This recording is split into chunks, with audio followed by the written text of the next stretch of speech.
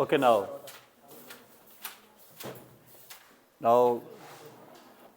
you have been actually for last few weeks discussing here the anatomy and physiology of the nervous system. And by now you have seen the basic structure of the brain, its various divisions, how the nervous system is divided, what is the basic functional and the anatomic unit of the nervous system, neuron, its structure, neuroglial cells, meninges, CSF, and many other structures. And in the last class we discussed here that the central nervous system means it is actually 7 structures which are connected together. आपको पता है कि system बनता कैसे है? System बनता है जब ऑर्गन्स आपस में जुड़ते हैं.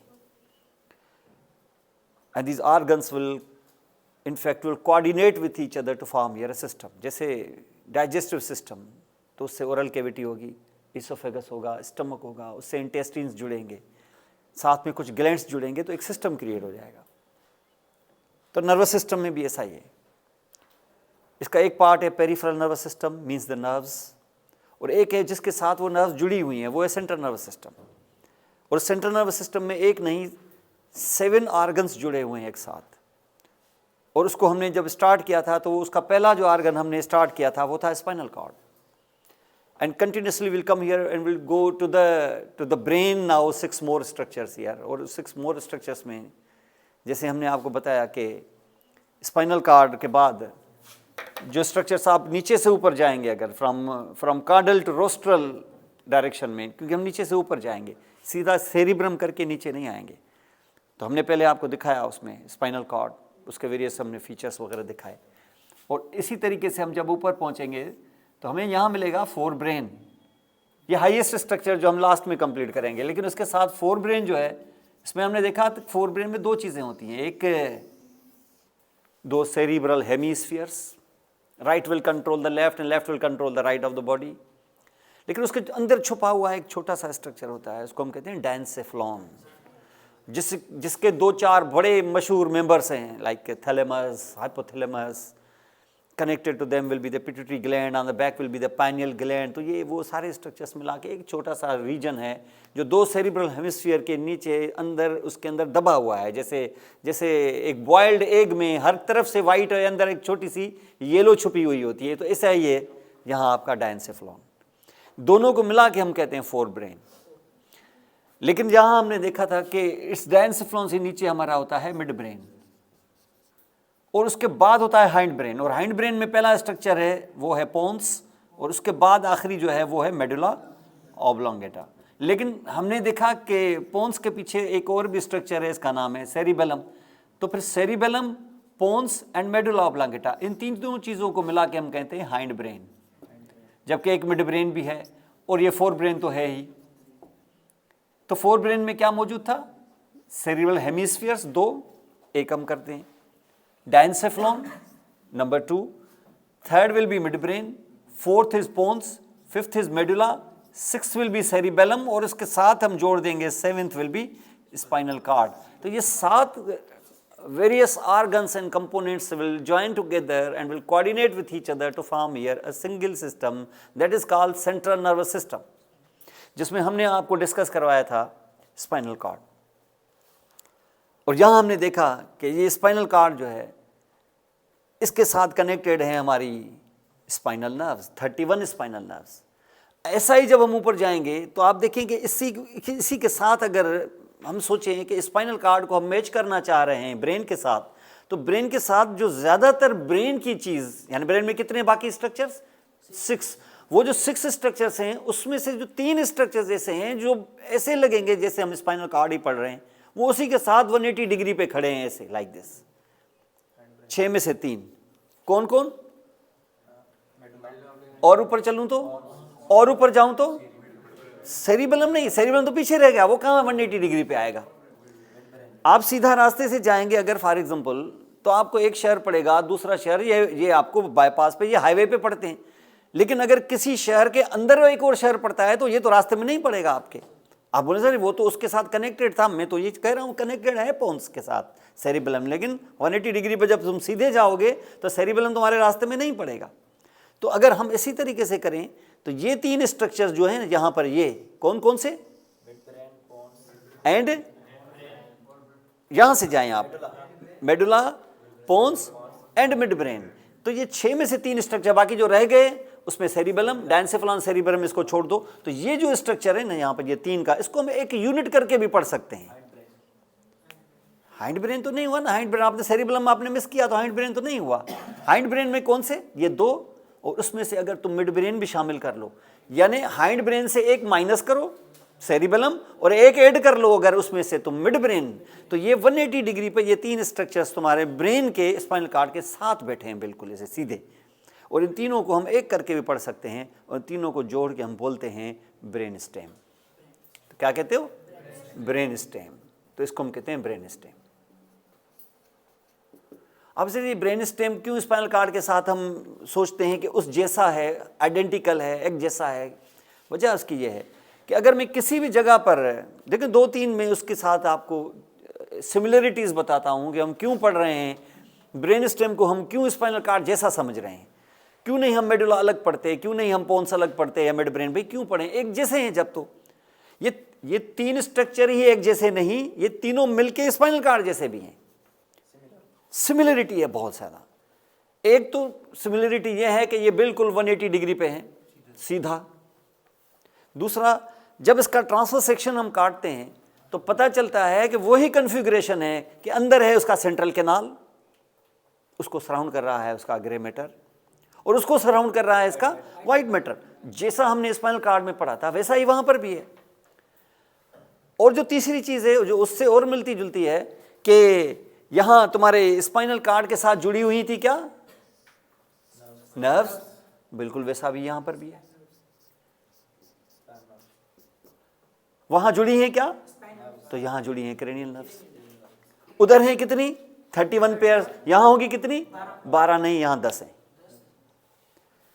तो आप सोचते 12 नहीं तो वो 2 किधर गई, वो जो 2 ऊपर की है 1 और 2 वो इत्तेफाक से सेरिब्रम पे जुड़ी हुई है, फर्क सिर्फ इतना है। इसलिए ये मैं नहीं कह रहा हूं कि इसके साथ 10 जुड़ी हुई है तो हैं ही 10, हैं 12, तो कौन सी 10, पहली 2 छोड़ के तीसरी से लेके 12वां तक वो जुड़ी हुई है इसके साथ, तो उनको हम कहते हैं यहां पर क्रेनियल नर्व्स, और उनका नाम था वहां पर स्पाइनल नर्व्स। इतनी सिमिलरिटी है। अब इन सिमिलरिटीज को यहां पर हम देखने जा रहे हैं, तो इसका मकसद है कि आज की जो हमारी क्लास है वो है the class on brain stem. देखना चाहिए ब्रेन स्टेम। अब तो पहले तो पता चल गया आपको कि ब्रेन स्टेम हम कहेंगे किसको, ब्रेन स्टेम है किधर, लोकेशन क्या है, ओवरऑल आइडिया आपको आ गया। इस आइडिया के साथ फिर हमने देखा कि इसकी क्या सिमिलरिटीज़ हैं स्पाइनल कार्ड के साथ। यानी मैं अगर किसी भी जगह पर अगर किसी भी part of the brain stem को काट के देखूं अंदर से, ये जैसे मेडुला ऑब्लांगेटा, तो अंदर मुझे मिलेगा सेंट्रल कैनाल, उसको सराउंड करेगा ग्रे मैटर और उसको सराउंड करेगा वाइट। ऐसा ही पोन्स काटूंगा तो यही हाल होगा, और ऐसा ही मिड ब्रेन काटेंगे तो यही हाल होगा। तो almost everywhere will be same, फर्क सिर्फ इतना होगा। CSF इसमें पढ़ा है कि नहीं, इसमें पढ़ा है। फ़र्क ये होगा, आगे चल के दिखाते हैं आपको कि ये सेंट्रल, ज़ाहिर है कुछ तो फ़र्क होगा ना, ज़ाहिर है ब्रेन है वहाँ पर। एक आप जैसे आप गांव में रहते होंगे, आप तो बंदे तो वही होंगे, आप गांव में रहते होंगे तो आपके तौर तरीके मुख्तलिफ होंगे, शहर में आएंगे तो आपके तौर तरीके थोड़े से मुख्तलिफ हो जाएंगे। तो स्पाइनल कार्ड जब स्पाइन में अंदर दबा हुआ था तो उसकी डेवलपमेंट कुछ मुख्तलिफ थी। जैसे ब्रेन के अंदर आ गया, क्रेनियल कैविटी में आ गया, तो खुल के खेलने का मौका मिला है उसको, वो थोड़ा सा शेप डिफरेंट करेगा अपनी। यहाँ से जब देखें गाँव से जाते हैं, पढ़ लिख के जाते हैं, अमेरिका में जाओगे, वहाँ जाके उन लोगों को देखें, जाके वो आते हैं, पता चला कि आए मटियारी से, सेखाट से आया है, उधर जाके वो बड़ा इंजीनियर बन गया। वहाँ वैसा लगेगा क्या जैसे गांव में होता है? क्या उससे उसके क्या 2 आंखों से 4 हो जाती हैं क्या? वहाँ पर वो सेम होते हैं, लेकिन वो बिल्कुल डिफरेंट। आपको ओबामा खुद उधर देखें कैसे है, वो भाई उसका इंडोनेशिया में बैठा हुआ है, वो फार्मर है, तो क्या एक जैसे हैं क्या दोनों? लेकिन ज़ाहिर है बेसिक स्ट्रक्चर तो उनका सेम है। तो अब यहाँ पर आप देखें कि ये स्ट्रक्चर इसी तरीके से हम लेने जा रहे हैं। तो हम पढ़ रहे हैं क्या? Brain stem.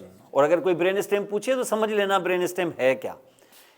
और ये brain stem is just like brain stem is compose of 3 structures, और उनको हम यहाँ पे देखने जा रहे हैं यहाँ पर। और उसमें हम, क्योंकि हम मेडुला ऑब्लांगेटा स्पाइनल कार्ड से हम पढ़ रहे हैं, तो जो नेक्स्ट स्ट्रक्चर पढ़ने जा रहे होंगे ना हम लोग, वो होगा मेडुला ऑब्लांगेटा।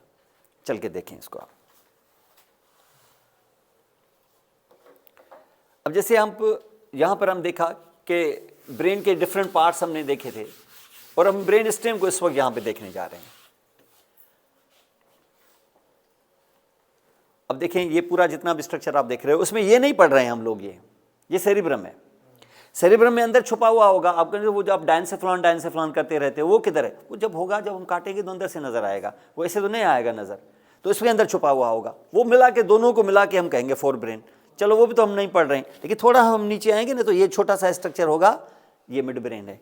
ये जो बल्जिंग स्ट्रक्चर यहाँ आएगा वो हमारा पोन्स है, और ये है हमारा मेडुला ऑब्लांगेटा। ये पीछे सेरिबेलम है, ये भी हम नहीं पढ़ रहे हैं। हम पढ़ रहे हैं ये स्ट्रक्चर, ये 180 डिग्री पर, और उसके साथ नीचे कंटिन्यूस होगा हमारा स्पाइनल कार्ड। स्पाइनल कार्ड हम पढ़ चुके हैं, और यहाँ से कट लगा के हम इसको देखने जा रहे हैं। क्या चीज़? Brain stem. जैसे और आप यहाँ पे देखें, ये देखें, ये कट लगाया ना हमने, ये क्या था? सेरिब्रम।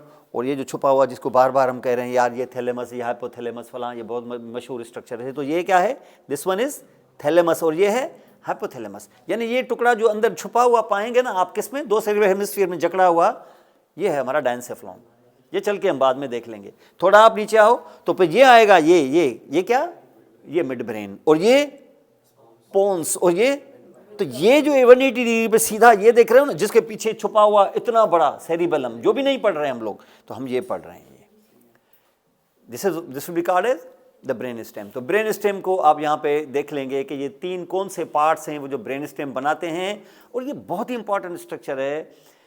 अगर ना आप एक चीज़ आप समझ लें कि अगर आप मिड ब्रेन के टॉप पर जाके इस मिड ब्रेन को ऐसे काट देंगे ना, अगर ऐसे सेरिब्रम से जुदा ही कर लें आप इसको, अगर पेशेंट आपका एक्सपायर नहीं करेगा, वो जिंदा रहेगा। यानी सेरिब्रम से भी काट लें उसको, सेरिब्रम को बिल्कुल जुदा कर देना। डायंसेफ्लॉन और सेरिब्रम ने फोर ब्रेन का नीचे सेंट्रल नर्वस सिस्टम से कोई वास्ता ही ना हो ना, पेशेंट सांस से लेता रहेगा, पेशेंट सांस लेता रहेगा, है वो जिंदा होगा, उसका हार्ट बीट चलता रहेगा, क्योंकि ये आपके रिस्पायरेटरी सेंटर जो आपके रिस्पायरेशन को कंट्रोल करता है। आप सो रहे होते हैं, आपका डायफ्राम स्केलेटल मसल है, वॉलंटरी मसल है। क्या आप जानबूझ के सांस लेते हैं या खुद ब खुद चलता रहता है? तो इसका मकसद ये है कि your respiratory rate, depth and everything is controlled by respiratory centre. वो ब्रेन में मौजूद है, वो मेडुला में मौजूद है। अगर वो मेडुला में मौजूद है तो मैं ऊपर से अगर ये काट दूं तो ये काम करता रहेगा, मेरी सांस चलती रहेगी। और हार्ट का जो रेट है हमारा, फोर्स है, कंट्रैक्शन है, ये सब कुछ जो है ये कंट्रोल होता है कहाँ से? मेडुला ऑब्लांगेटा में मौजूद होती है। क्या? सेंटर मौजूद होता है, जिसको हम कहते हैं कार्डियक सेंटर, या इसको हम कहते हैं वेजोमोटर सेंटर। ये वेसल्स को, उसका ब्लड प्रेशर, ये सारी चीज़ें जहाँ पर मेंटेन करता है। इसका मकसद ये है कि मैं अगर ऊपर से काट दूं इसको, जिससे सेरिब्रम को हटा दूं, मैं अगर डिसेरिब्रेट कर दूं उसको, अगर डिसेरिब्रेट एनिमल, अगर तो एनिमल जो होगा वो सांस भी लेता रहेगा, उसकी हार्ट भी चलती रहेगी। लेकिन क्योंकि हम यहाँ से काट देंगे, सेरिब्रम का असर खत्म हो जाएगा, तो वो पेशेंट जो होगा वो कोमा में चला जाएगा, लेकिन पेशेंट की सांस चलती रहेगी, हार्ट बीट चलता रहेगा। इसका मकसद ये कि ब्रेन स्टेम को आप आसान न लें। ये कोई ऐसे नहीं है कि ब्रेन स्टेम बस है, असल काम हमारा सेरिब्रम करता है, भले ही वो बॉस हो, लेकिन उसके बावजूद लाइफ कंटिन्यू रहेगी आपके ब्रेन स्टेम की मौजूदगी में। तो ब्रेन स्टेम इतना इंपॉर्टेंट है। तो ब्रेन स्टेम जस्ट नहीं, ब्रेन स्टेम के बड़े फंक्शंस हैं, और ये सारी चीज़ें आपको चल के आप मैं दिखाता हूँ यहाँ पर। तो ब्रेन स्टेम जो है, इसके अंदर बहुत क्रिटिकल कलेक्शंस होती हैं, किसकी? वाइट मैटर की भी और ग्रे मैटर की भी। न सिर्फ इतना, बल्कि आप यहाँ पे ये समझ लें कि अगर मैं यहाँ से आपको स्पाइनल कार्ड दिखाता हूँ, और स्पाइनल कार्ड से मैंने नर्व दिखाई, जैसे मैंने उस दिन आपको बताया कि अगर आप कोई मोटर एक्टिविटी करते तो आप स्पाइनल नर्व से है ना, ये जो आप लिखने का काम करते हैं, किससे करते हैं? स्पाइनल नर्व से। क्रेनियल नर्व तो नीचे आती ही नहीं है। 12 क्रेनियल नर्व्स की सिर्फ एक क्रेनियल नर्व ऐसी है जिसको इजाज़त है कि वो नीचे जा सकती है। 11 क्रेनियल नर्व इस लेवल से नीचे ही नहीं आती। इसका मकसद है कि उनका रेंज यही होता है बस। तो ये जब बाकी जो सारा काम करते हैं वो आप किन नर्व्स की वजह से करते हैं? स्पाइनल नर्व की वजह से करते हैं। और किस किस्म के काम? दो, एक मोटर और एक सेंसरी। ये मोटर एक्टिविटी जो कर रहे हैं, किससे कर रहे हैं आप स्पाइनल नर्व के मोटर कंपोनेंट की वजह से। और वो क्या होते हैं? न्यूरॉन्स। तो मोटर न्यूरॉन्स कहाँ बैठे होते हैं? एंटीरियर हॉर्न में। कहाँ दिखाया था हमने? इंटीरियर हार्न में, और इंटीरियर हार्न से जो नर्व बाहर निकल रही है ये फाइबर्स, और ये आपके स्केलेटल मसल को कंट्रोल करती है, ये स्केलेटल मसल को एक्साइट करके कंट्रोल करती हैं और आपका काम होता है। तो काम तो आपका स्पाइनल कॉर्ड कर रहा है, लेकिन इसको ऑर्डर किधर से आ रहा है? सेरिब्रम से। उस सेरिब्रम के कॉर्टेक्स में मैंने आपको बताया था ना कि ये जो आप मोटर एक्टिविटी करते हो इसका दारोमदार 2 न्यूरॉन्स पर होता है। एक न्यूरॉन वो जो काम कराता है, दूसरा न्यूरॉन जो ऊपर से कंट्रोल करता है। और जो ऊपर से कंट्रोल करता है वो कहाँ बैठा हुआ है? सेरिब्रम में। और जो सेरिब्रम में यहाँ बैठा हुआ है, तो ये नीचे वाले न्यूरॉन को क्या नीचे उतर के आके कान में बोलेगा कि उधर से सिग्नल भेजेगा।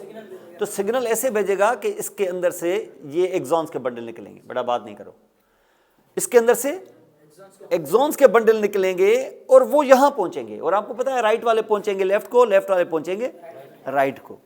तो जब पहुंचेंगे तो क्या ऐसे ही पहुंचेंगे कि वो उनको कॉर्टेक्स से निकल के डायंसेफेलॉन के साइड से गुजरते हुए पहले मिड ब्रेन में आना होगा। क्या मिड ब्रेन में कि पोन्स में भी? पोन्स में कि मेडुला में भी?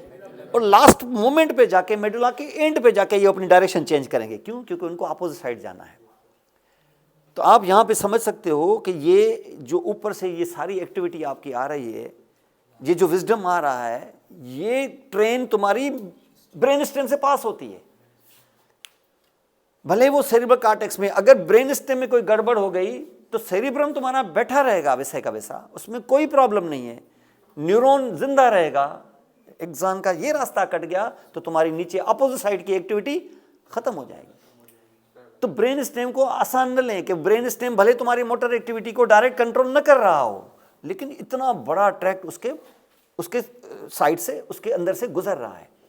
आपने देखा है जो मुल्क जैसे कुछ चीज़ें बना नहीं रहे होते हैं, वो इन्वेंट नहीं कर रहे। जैसे अब मिस्र है, मिस्र क्या बनाता होगा? कुछ नहीं। उनका हाल भी हमारा जैसा है, जैसे हम कुछ भी नहीं बनाते, सिर्फ चीज़ें खरीदते हैं हम लोग। आईफोन जेब में पड़ा होता है, सब कुछ ये वो, लेकिन हम बनाते कुछ भी नहीं। बनाते हम उसका स्क्रू भी नहीं है, लेकिन चीज़ें हमारे पास सब कुछ होती हैं।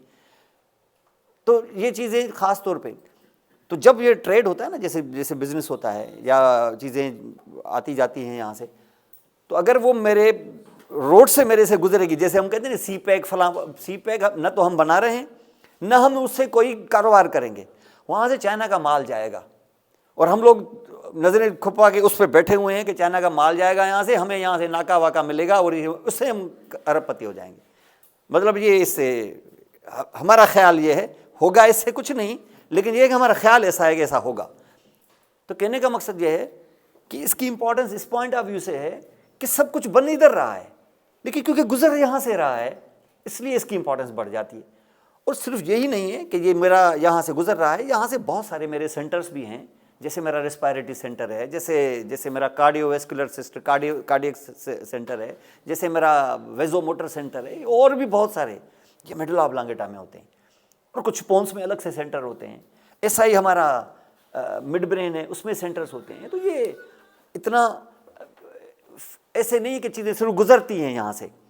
अब ये जो मैंने आपको बताया कि मोटर एक्टिविटी जो ऊपर से जनरेट हो रही है, अपर मोटर न्यूरॉन्स जिसको हम कहते हैं, ये नीचे से जब जाएंगे तो गुजरेंगे यकीनन किससे? ब्रेन स्टेम से। उसके अलावा अगर आप सेंसरी सिस्टम को करें, सेंसरी जैसे तुमने टच किया, जैसे लास्ट टाइम मैंने आपको 2 सिस्टम्स बताए थे, एक vibration, 2 point discrimination, pressure, conscious proprioception, और एक बताया था पेन टेम्परेचर का, स्पाइनोथैलेमिक ट्रैक्ट। चलिए पेन टेम्परेचर वाला देखें कैसे आया था। यहां से तुमने टच किया, उसने स्टिमुलेशन दी, यहां से वो ट्रेवल किया, ट्रेवल करके इसकी सेल बॉडी बाहर थी, ये अंदर गया, स्पाइनल कार्ड में अंदर चला गया, क्योंकि स्पाइनल नर्व थी। स्पाइनल नर्व ने सिग्नल भेजे स्पाइनल कार्ड को। तो क्या फील करा देगा स्पाइनल कार्ड कि तुम्हें टच हुआ है फलां जगह पे? नहीं। असल फीलिंग कौन देगा? तो इसका मकसद ये है कि इसके सिग्नल्स को ऊपर जाना होगा, और ऊपर जब जाना होगा तो जाहिर है सेम साइड पे कि अपोजिट साइड पे? तो बहुत सारे तो नीचे से ही क्रॉस होके जाते हैं। और जब क्रॉस होके जाते हैं तो क्या ये ब्रेन स्टेम से पास होंगे या नहीं होंगे? और जब पास होंगे तो ये थैलेमस में जाकर रिले करेंगे। सेंसरी हमेशा थैलेमस में पहले आके रिले करते हैं, और रिले के बाद वहां से जो अगला ऑर्डर ऑफ न्यूरॉन होगा वो सेरिब्रम में जाएगा। तब तुम्हें एहसास होगा कि फलां जगह पर मुझे पिन प्रिक हुआ है, ज़्यादा है कि कम है, पेन कितना है, ये सारी चीज़ें तब पता चलेंगी। इसका मकसद ये है कि सिर्फ मोटर एक्टिविटी के फाइबर्स ब्रेन स्टेम से पास होते हैं कि सेंसरी के भी होते हैं? दोनों के होते हैं। इसका मकसद है कि जहाँ से अगर कट लग गया तो भले सेरिब्रम ठीक हो, थैलेमस भी ठीक हो, लेकिन तुम्हारी अपोजिट साइड से सेंसरी एक्टिविटी खत्म हो जाएगी। यही हो जाता है ना स्ट्रोक में। तो स्ट्रोक सिर्फ ये नहीं है कि ये मसला सिर्फ सेरिब्रम का है या डायंसेफेलॉन के बाहर का है। स्ट्रोक ये भी हो सकता है कि मिड ब्रेन के अंदर की कोई ब्लड वेसल रप्चर हो गई हो, या वहाँ ब्लड वेसल में कोई क्लॉट फंस गया हो। ऐसा पोन्स के साथ भी हो सकता है, ऐसा मेडुला के साथ भी हो सकता है। जो भी होगा सिम्टम्स तकरीबन सेम होंगे। तो ब्रेन स्टेम का एक इंपॉर्टेंट फंक्शन ये भी है कि आपकी ये सेंसरी और मोटर जो पाथवेज होते हैं, जो ट्रैक्स जिनको हम कहते हैं, they also pass through the brain stem. अब उन्हीं में से चल के आप ये पहला स्ट्रक्चर आप देख लें यहाँ से, वो है मेडुला ऑब्लांगेटा। इस मेडुला ऑब्लांगेटा को यहाँ पे देखेंगे कि मेडुला ऑब्लांगेटा किस तरीके से यहाँ पे पड़ा हुआ है। अब ये मेडुला ऑब्लांगेटा, ये जो पूरा स्ट्रक्चर देख रहे हो ना इस वक्त, इस डायग्राम को आप समझें। अब यहाँ पे देखें, ये जो स्ट्रक्चर है ये क्या है, ये पूरा सेरिब्रम, ये डायंसेफेलॉन, इसको तोड़ दिया, यहाँ से ये टुकड़ा काटा, इसको भी छोड़ दे। आपका ये स्ट्रक्चर है जिसको हम स्टडी कर रहे हैं।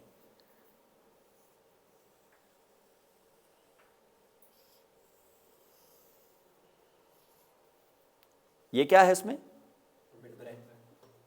ये और ये है हमारा स्पाइनल कार्ड। ये स्ट्रक्चर हम पढ़ रहे हैं आप यहाँ पे, ये हमने तोड़ के बाहर फेंक दिया है और इसको भी हम नहीं देख रहे हैं फिलहाल। ये वाला स्ट्रक्चर हम पढ़ रहे हैं।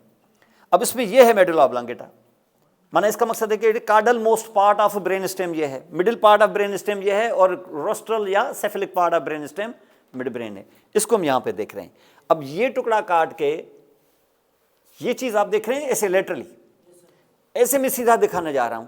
ये आप हाफ काटा है हमने, इस चीज को हम सीधा पूरा इस तरीके से यहां पे दिखा रहे हैं, मिड ब्रेन, पोन्स, मेडुला। अब इसको मैं उन स्टूडेंट्स को ऐसे समझाता हूं कि जैसे एक बंदा खड़ा है ना, समझ लो ये ब्रेन स्टेम खड़ा है, उसका जो ये हेड है ना, ये समझो मिड ब्रेन है, उसका ये ट्रंक का एरिया है ये समझ लो कि पोन्स है, और उसकी जो दो लेग्स है ना नीचे जो लोअर लिम्ब, ये इसका मेडुला है समझ लें। ये जो खड़ा है बंदा, ये ब्रेन स्टेम है, ये सीधा उसको देख रहे हैं आप फ्रंट से, और उसके बाद इसको पीछे से भी हम देखेंगे।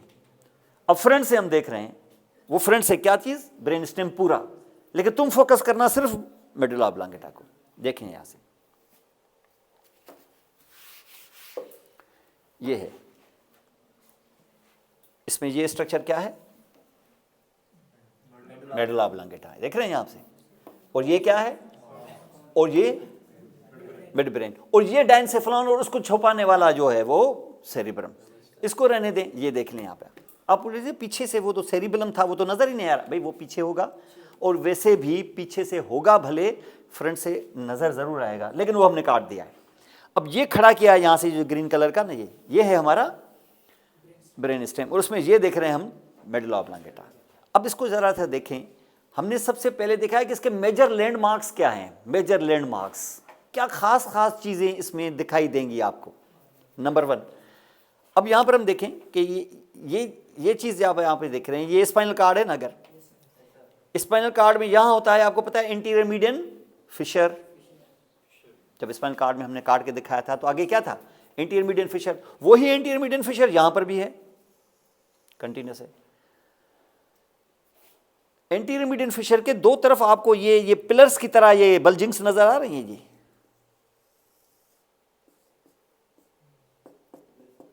इन बल्जिंग्स को कहते हैं पैरामिड्स। ये बहुत इंपॉर्टेंट है, इसका दी पैरामिड्स। अब इसलिए पैरामिड्स की क्या इंपॉर्टेंस है, क्या है इनके अंदर। अब ये पैरामिड्स हैं, जैसे ना यहां से, अब देखें ये जेब है, अगर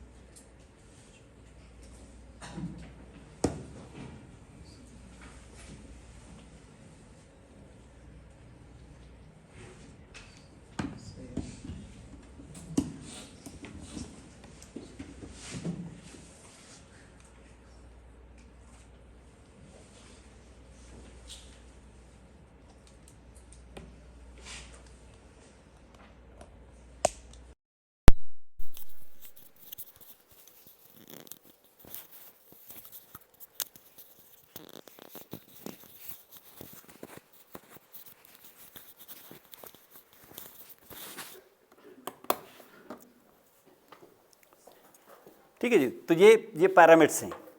अब ये देखने ये जा रहे हैं कि ये पैरामिड्स बल्जिंग कैसे है। जैसे मैंने बल्जिंग बताया ना, अगर किसी भी चीज़ में, जैसे पॉकेट है, पॉकेट प्लेन है, अगर उसमें से कोई आप कोई जैसे मोबाइल है या कोई ऐसी डबिया अंदर आप डाल दें अगर, तो देखें वो पॉकेट फ्लैट रहेगा कि बल्ज कर जाएगा। तो ये बल्जिंग है। इसका मकसद है कि इसके अंदर कुछ है जिसकी वजह से ये उभर आया है। तो ये जो प्रोमिनेंस जो आप यहाँ पे देख रहे हैं, ये किस वजह से है? इसकी वजह ये है, अब आपको दिखाया था हमने कि ये कार्टेक्स है अगर, तो कार्टेक्स से एक बड़ा इंपॉर्टेंट डिसेंडिंग ट्रैक्ट हमने उठाया था जो आपके वॉलंटरी एक्टिविटी को कंट्रोल कर रहा है। विजडम जैसे अपर मोटर न्यूरॉन जिसको हम कहते हैं, ये किधर से आया कि यहां इसकी सेल बॉडी किधर बैठी हुई है? सेरिब्रम के कार्टेक्स में। तो ये कार्टिको के नाम से चलेगा और आखिर में नाम क्या पड़ेगा इसका फुल, वो देखेंगे कहां जाके खत्म होता है। तो ये कार्टिको जो ट्रैक्ट है ये किधर से चला है? सेरिब्रम से। डायनसेफ्लॉन के साइडों से गुजरता गुजरता ये एंटर हुआ है किसमें? ये क्या चीज है? सबसे पहले मिड ब्रेन, और फिर कहां से? और अब आया है कहां? कौन से हिस्से में? पैरामिड में। तो ये पैरामिड में आया है। और जैसे ये पैरामिड में आया है तो ये किस साइड का आया है? लेफ्ट का। कहां से चल रहा है? लेफ्ट पे। इसमें भी किधर है? लेफ्ट। यहां पे भी लेफ्ट और इधर भी, और ये लेफ्ट ही लेफ्ट चलता रहेगा कि इसको राइट पे भी जाना है। आपको पता है left is controlling the right and right is controlling the left of the body. तो ये लास्ट मोमेंट पे जाके मेडुला ऑब्लांगेटा की जब एंड आ जाएगी ना, ऑलमोस्ट अब स्पाइनल कार्ड शुरुआत होने वाली है, ये इसके 70% से ज्यादा फाइबर्स, 3/4 से ज्यादा फाइबर हो जाएंगे क्रॉस। और जब क्रॉस हो जाएंगे तो कहां रन करेंगे? स्पाइनल कार्ड के लेटरल वाइट कॉलम्स में रन करते करते और चलते चलते किसको जाके स्टिमुलस देंगे? ग्रे मैटर में मौजूद मोटर न्यूरॉन्स को। और वो मोटर न्यूरॉन्स क्या करेंगे? वो मोटर न्यूरॉन्स बाहर जाके तुम्हारी वॉलंटरी एक्टिविटी को रेगुलेट करेंगे या उसको एक्साइट करेंगे यहाँ पर। और ये सिलसिला यहाँ पर चलेगा। तो पैरामिड के अंदर क्या रन कर रहा है? वो ट्रैक्ट रन कर रहा है जो कार्टेक्स से चला है और स्पाइनल कार्ड में एंड किया है उसने। तो इस ट्रैक्ट का नाम पड़ जाता है कार्टिको स्पाइनल ट्रैक्ट। तो pyramid is containing the fibres of cortico spinal tract, इसलिए कार्टिको स्पाइनल ट्रैक्ट का नाम ही पड़ गया है द पैरामिडल ट्रैक्ट। क्या कहते हैं इसको? Pyramidal tract. तो ये किस किस्म का ट्रैक्ट है? सेंसरी है कि मोटर है? मोटर ट्रैक्ट है। और मोटर ट्रैक्ट में क्या सिर्फ कार्टिको स्पाइनल ही हमारे स्केलेटल मसल्स को मॉनिटर करते हैं या उनको कंट्रोल करते हैं कि और भी डिसेंडिंग ट्रैक्ट्स होते हैं? और भी होते हैं। और जो और होते हैं वो जब नीचे रन करते हैं, गुजरते वो भी ब्रेन स्टेम से हैं। बहुत सारे तो स्टार्ट ही ब्रेन स्टेम से होते हैं, लेकिन वो पैरामिड में रन नहीं करते क्योंकि पैरामिड सिर्फ कार्टिको स्पाइनल ट्रैक्ट के लिए बना है। बस पैरामिड सारा भर जाता है किससे? कार्टिको स्पाइनल ट्रैक्ट से। बाकी जितने भी डिसेंडिंग ट्रैक्ट्स होंगे जो मोटर एक्टिविटी को वो रेगुलेट करेंगे, मॉनिटर करेंगे या उनको मॉडिफाई करेंगे, वो पैरामिड में रन नहीं करेंगे। वो ब्रेन स्टेम में भले रन करेंगे लेकिन पैरामिड में नहीं। इसलिए उन सब ट्रैक्ट्स को मिला के हम कहते हैं एक्स्ट्रा पैरामिडल ट्रैक्ट्स। क्या कहते हैं? Extra pyramidal. कुछ लोगों को पैरामिडल ट्रैक्ट के प्रॉब्लम्स होते हैं, कुछ लोगों को एक्स्ट्रा पैरामिडल ट्रैक्ट्स के प्रॉब्लम्स भी होते हैं। ये लोग डिफरेंट तरीके से प्रेजेंट करते हैं, डिफरेंट तरीके से इनकी कंप्लेंट्स होती है। हमें यहां दिखाना था क्या? पैरामिड्स। और अगर आपको कोई पूछेगा भाई पैरामिड्स में कौन अंदर दफन है, कौन है? ट्रैक्ट है, कार्टिको स्पाइनल। सेम साइड का कि अपोजिट साइड का? सेम साइड का। तो क्या क्रॉस नहीं करेंगे? क्या करेंगे? लास्ट मोमेंट पे जाके करेंगे। The caudal most portion of the pyramid में वो क्रॉस करेंगे। ऐसी क्रॉसिंग्स को क्या 100% क्रॉस करेंगे? ज्यादातर करेंगे, 75%, 70% क्रॉस करेंगे। ऐसी चीज को हम कहते हैं, इस क्रॉसिंग को कहते हैं डीकसेशन। क्या कहते हैं? डीकसेशन। तो इट इज कॉल्ड डीकसेशन, इसको डीकसेशन कहते हैं। और ऐसी डीकसेशन को कहते हैं पैरामिडल डीकसेशन। तो हमने यहां पर क्या देखा? पैरामिड्स, उसमें रन करते हुए कार्टिको स्पाइनल ट्रैक्ट्स, और कार्टिको स्पाइनल का हाल आपने देख लिया। और ये आखिरी मोमेंट पे जाके caudal most part of the medulla में जाके क्या करते हैं? क्रॉस करते हैं। इसको हम पैरामिडल डीकसेशन कहते हैं। एक बड़ा इंपॉर्टेंट फीचर, मेडुला ऑब्लांगेटा में सब कुछ भूल जाओ ना, ये चीज़ नहीं भूलनी है कि उसका पैरामिड होता है। उस पैरामिड के अंदर कार्टिको स्पाइनल ट्रैक्ट्स होते हैं और ये वो हैं जिनको हम अपर मोटर न्यूरॉन्स कहते हैं, और ये वो हैं जो आपके लोअर मोटर न्यूरॉन्स को एक्साइट करते हैं और उनको विजडम देते हैं। असल अक्ल यहाँ से आती है। काम यकीनन मजदूर करेगा, मिस्त्री करेगा, लेकिन करेगा क्या ये बताएगा इंजीनियर, जो प्लान करेगा। तो प्लानर एंड एग्जीक्यूटर ये है।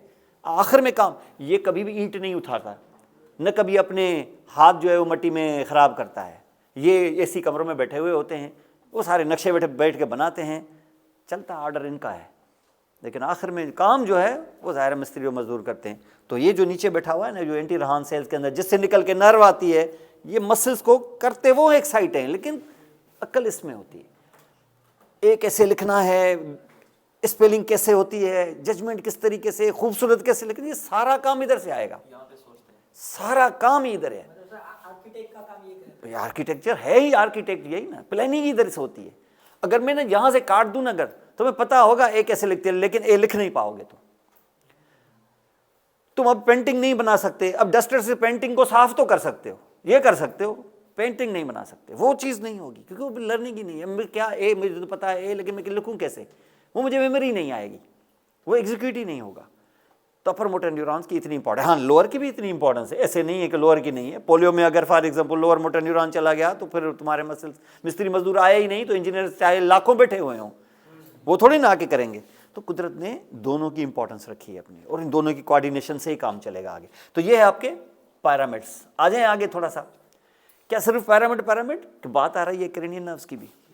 तो देखिए क्रेनियल नर्व्स भी यहाँ पर, अब इसको मैं आपको यहाँ पे बताऊंगा कितनी क्रेनियल नर्व्स, 10। इसका मकसद है कि तुम लोग जाग रहे हो, इसका मकसद है कि तो ये 10 क्रेनियल नर्व्स यहाँ पर अटैच होंगी।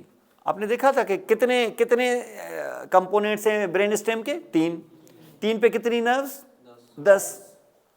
10 में, क्योंकि मिड ब्रेन छोटा है इसलिए इस पे अटैच होती हैं सिर्फ 2 नर्व्स, और नर्व्स भी नंबर वाइज। क्रेनियल नर्व्स के नाम भी इंपॉर्टेंट होते हैं, लेकिन उनके नंबर ज़्यादा मशहूर होते हैं।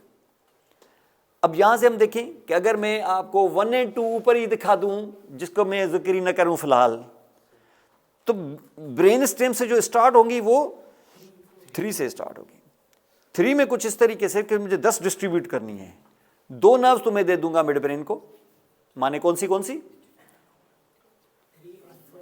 और 4, अगली बाकी बच गई मेरी 8, और मेरे बचे हुए हैं कितने स्ट्रक्चर्स, 2, 4 एक को दूंगा, 4 दूसरे को, 4 दूसरे को, माने जो 4 नेक्स्ट वाला है, तो पोन्स में 4 नर्व्स, 4 कौन सी, 5, 6, 7 एंड 8, बाकी बच गई 4। तो मेडुला पे अटैच होती हैं कितनी नर्व्स, नेक्स्ट 4 नर्व्स, माने लास्ट 4 नर्व्स यहां पे अटैच होती हैं।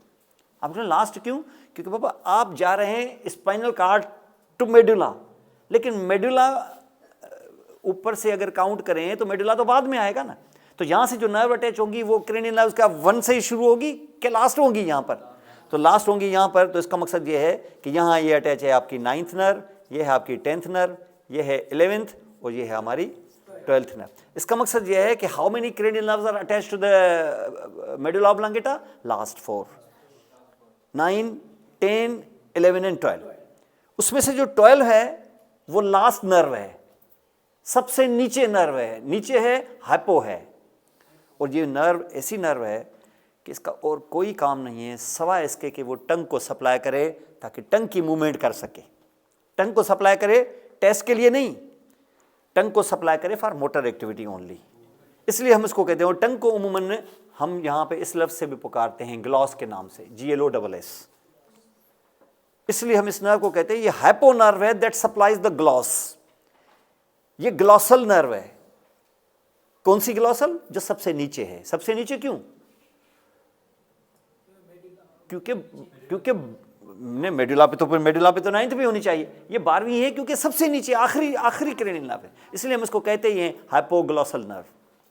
Hypo means below, gloss means tongue, सबसे नीचे वाली नर्व जो टंग को सप्लाई करे।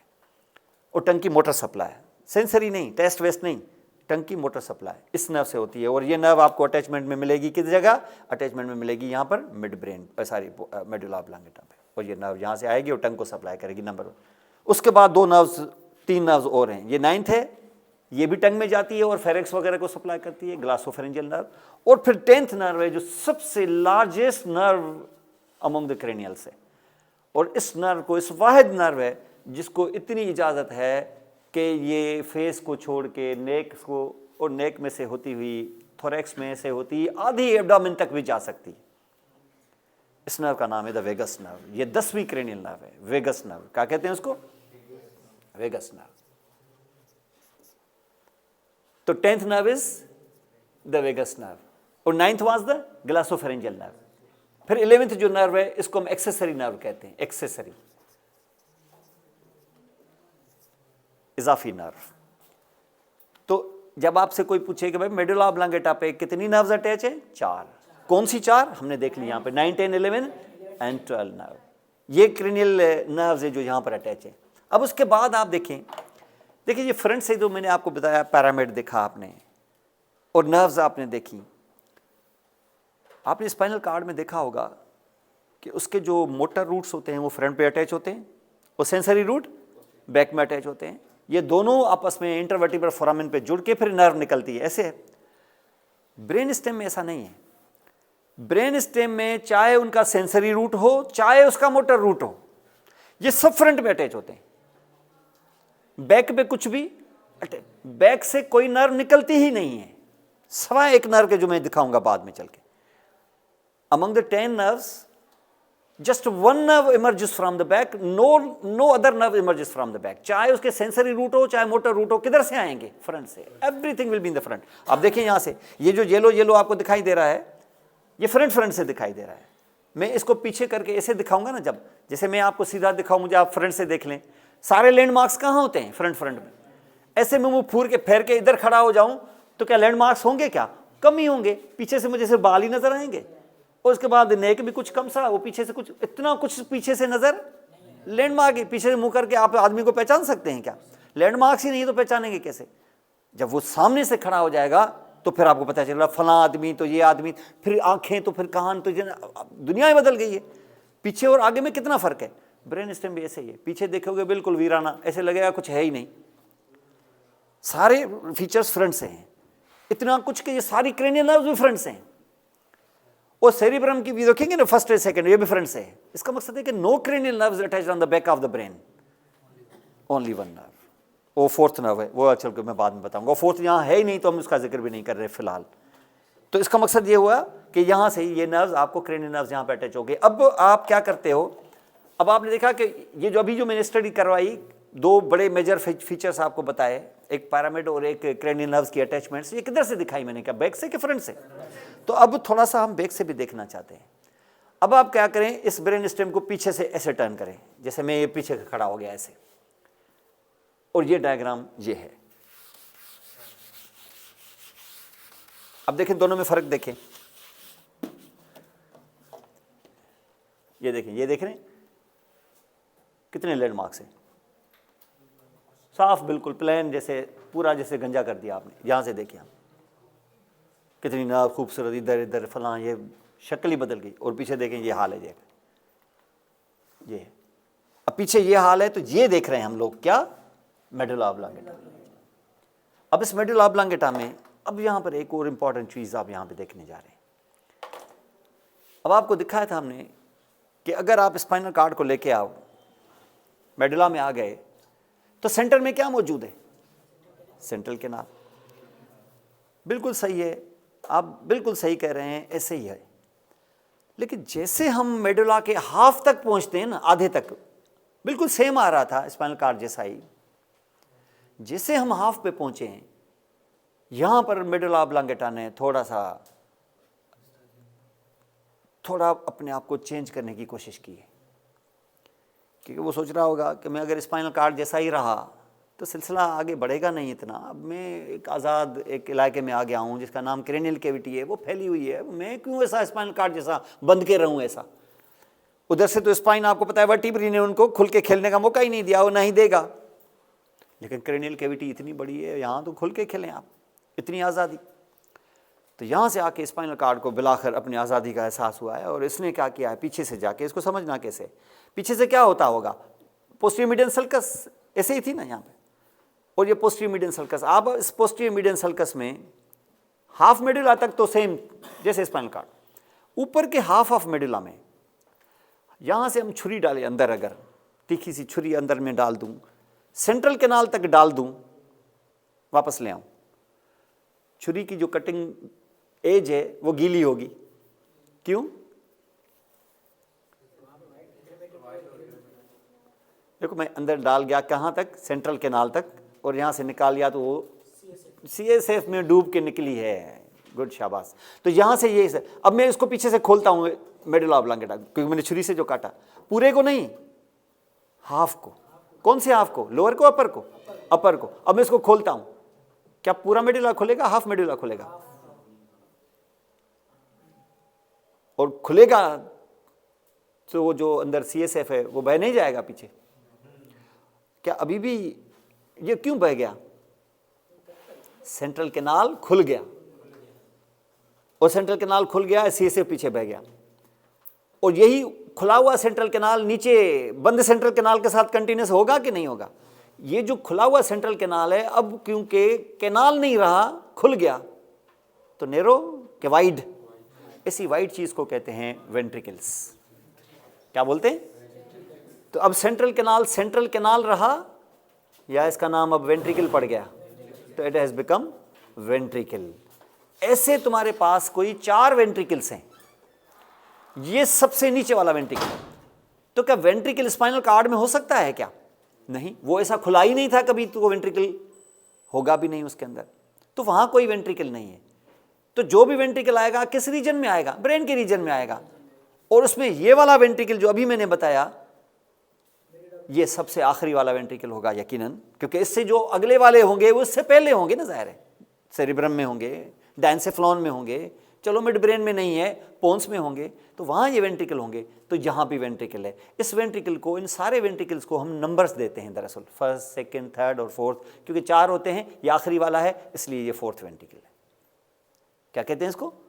4th ventricle. तो ऐसे जो मैंने खोला, तो ये central canal has become wider cavity, you call it now ventricle. और अभी आपको बता रहा हूं कि इसके अंदर क्या मौजूद है? CSF।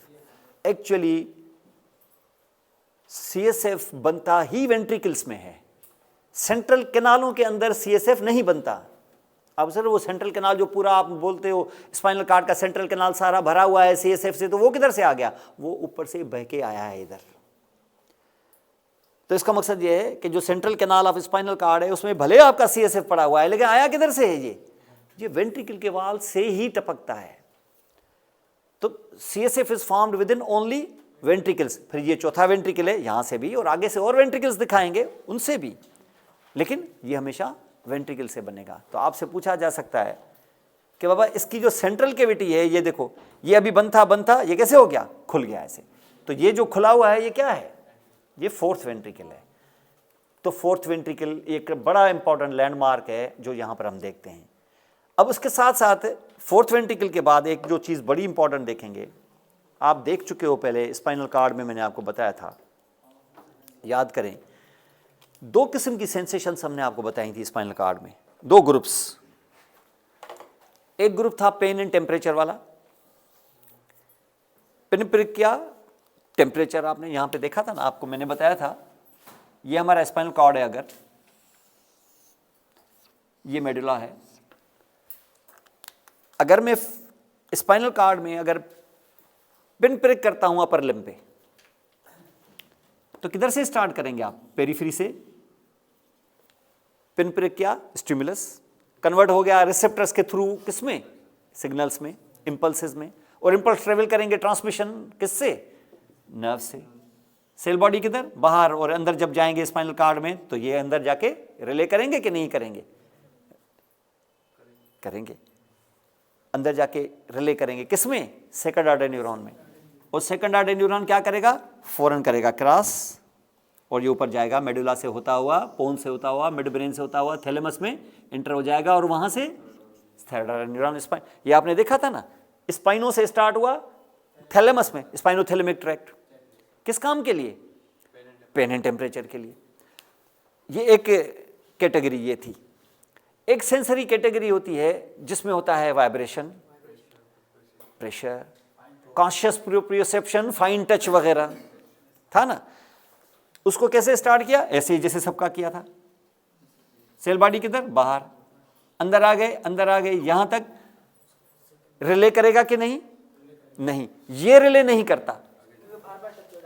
हाँ, ये रिले नहीं करता। रिले नहीं करेगा तो क्या ऊपर तो जाएगा ना, और ऊपर जब जाएगा तो कहां जाएगा? ऊपर जाएगा तो सेम साइड के अपोजिट साइड? Same side. लेकिन पहुंचना सेम है कि अपोजिट? अपोजिट। लेकिन फिलहाल तो इसको यहां से दफा कराओ, ये सेम साइड से ऊपर चढ़वाओ उसको। चलें इसको सेम साइड से ऊपर चढ़वाता हूं मैं। ये ऊपर गया, ऊपर गया, स्पाइनल कॉर्ड खत्म और पहुंच गया मेडुला ऑब्लांगेटा पे। ऐसे ही चलता रहा तो क्या चल पाएगा ऐसा? और ये जिस वक्त ये ऊपर गया है तो हम देखेंगे कि ये कहाँ, जैसे स्पाइनोथैलेमिक बताया, ये ऊपर सेम साइड गया, अपोजिट साइड। अपोजिट साइड जैसे क्रॉस हुआ तो अपोजिट साइड में कहाँ? ग्रे मैटर में कि व्हाइट कॉलम्स में? कौन से व्हाइट कॉलम में गया होगा? ये स्पाइनोथैलेमिक वाला पोस्टीरियर, एंटीरियर के लेटरल में? लेटरल में। तो लेटरल स्पाइनोथैलेमिक कहते हैं उसको, तो लेटरल में चला गया। लेकिन ये जिसको क्रॉस ही नहीं करवाया तुमने, क्यों नहीं कराया? क्योंकि ये सेकंड ऑर्डर बना ही नहीं, और हमेशा रिले ही नहीं किया तो सेकंड ऑर्डर ही नहीं बना, और हमेशा क्रॉस सेकंड ऑर्डर ही करते हैं, फर्स्ट ऑर्डर नहीं करते। इसको क्रॉस, और क्या इसको क्रॉस कभी नहीं कराओगे? कभी तो कराएंगे यकीनन, अभी नहीं होगा ये। तो स्पाइनल कॉर्ड में क्रॉसिंग इसकी नहीं होती है। अगर नहीं होती तो असेंट तो होता है। असेंट होता है तो कौन से व्हाइट कॉलम में? पोस्टीरियर व्हाइट कॉलम में। पोस्टीरियर व्हाइट कॉलम में ये असेंट करता है। ये पोस्टीरियर व्हाइट कॉलम को पूरा भर देता है। पोस्टीरियर व्हाइट कॉलम में किसी को इजाजत नहीं है असेंट करने की सवाए इसके। ये इतना इंपॉर्टेंट ट्रैक्ट।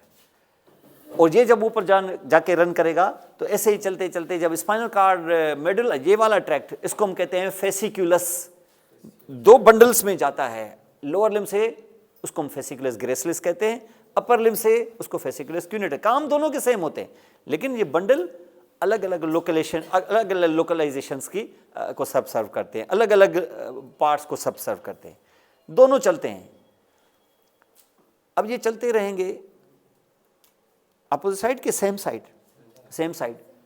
कौन से कॉलम में? पोस्टीरियर व्हाइट कॉलम में। तो जब मेडुला में भी आएंगे तो किस जगह पे होंगे? जाहिर है पोस्टीरियर व्हाइट कॉलम में। और आधे मेडुला तक चलते चलते आपको पता है कि यह आधा मेडुला जब आएगा तो वो पीछे से खुल जाएगा। जब पीछे से खुल जाएगा तो ये क्या और ऊपर जा सकेंगे? नहीं, क्योंकि बैक साइड खत्म हो गई। रोड इधर जा रहा था, अचानक रोड खत्म, एक बहुत बड़ी नहर आ गई। अब क्या करें? अब ये मसला ये होगा कि ये जो ट्रैक्ट बड़े आराम से सेम साइड आ रहा था, ये कहेगा भाई मुझे वैसे ही क्रॉस होना था, मेरी जान छुड़वाओ, कोई मुझे सेल बॉडी दो, मैं उसमें रिले हो जाऊं, मेरी जान छुड़वाओ किसी तरीके से। तो यहाँ उसको क्या मिलेगा? यहाँ उसको सेल बॉडी की कलेक्शन मिलेगी, सेकंड ऑर्डर न्यूरॉन मिलेगा। ये कहेगा भाई कौन जाके क्रॉस करे, कौन करे, मेरी जान छुड़ाओ किसी तरीके से। तो ये न्यूक्लियस इसको मिलेगा। अब न्यूक्लियस एक होंगे कि दो होंगे? दो होंगे, क्योंकि बंडल्स दो हैं, तो ये आपको मिलेगा दो। जब ये दो होंगे तो अब इसके जो एग्जाम्स होंगे जब निकलेंगे तो क्या अब सेकंड ऑर्डर होंगे कि नहीं होंगे? ये सेकंड ऑर्डर होंगे। और ये सेकंड ऑर्डर जो है अब क्रॉस करेंगे कि नहीं करेंगे? अब ये सेकंड ऑर्डर क्रॉस करेंगे। तो second order neurons of vibration to point discrimination की क्रॉसिंग कहां होती है? मेडुला पे। मेडुला पे किस जगह पर?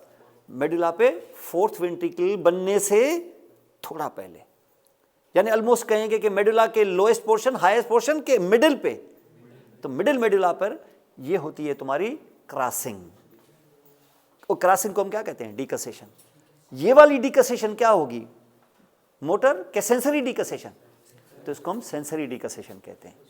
तो सेंसरी डिकसेशन अगर कोई आपसे पूछे कि भाई कौन सी सेंसरी डिकसेशन होती है, इस पे होती है सेंसरी डिकसेशन कौन सी? Vibration in two point discrimination. तो यहाँ सेंसरी डिकसेशन किसकी होगी? वो जो आपकी लोअर लिम्ब और अपर लिम्ब के जो fibres vibration to point discrimination करके आ रहे थे, यहाँ पर आके क्रॉस करते हैं। तो बैक साइड से तुम्हें क्या दो चीजें मिली, एक वेंट्रिकल का बनना और दूसरा सेंसरी डिकसेशन। जबकि फ्रंट में मैंने बताया क्या था? फ्रंट में तुमने बताया कि पिरामिड जिसमें कार्टिकोस्पाइनल फाइबर्स भी थे और साथ में अटैचमेंट ऑफ नर्व्स तुमने यहाँ पर। ये इसके मेजर फीचर्स हैं स्पेशली जिनको हम यहाँ पे करते हैं। ये है मेडुला के मेन फीचर्स। चलें यहाँ पर इनको रख के अब सीधा आ जाएं पोन्स पे। पोन्स, ये जो आप यहां पे देख रहे हैं ना, यहां पे लाइक दिस, आप इसको यहां पे देखें, ये है पोन्स, क्योंकि ये जगह ये थी मिड ब्रेन, ये ग्रीन है क्या, पोन्स, और ये क्या देखा था अभी आपने, मेडुला ऑब्लांगेटा, ये सेरिबेलम है। इसको फिलहाल फेड कर दो, ये पढ़ो ही नहीं, ये भी इसको छोड़ दो, ये वाला तुम्हारा स्ट्रक्चर है ये। और इस वक्त यहां पर हम इस पे आते हैं, पोन्स पे। और ये पोन्स का स्ट्रक्चर जो है, ये पोन्स बड़ा इंपॉर्टेंट है इस पॉइंट ऑफ व्यू से कि इसके तुम अब मेजर लैंडमार्क्स देखें। अब देखिए, मेडुला और पोन्स क्या तुम्हें एक जैसे दिख रहे हैं कि ये बिल्कुल डिफरेंट है, समझे? इसके डिफरेंस की सबसे बड़ी वजह देखो क्या है।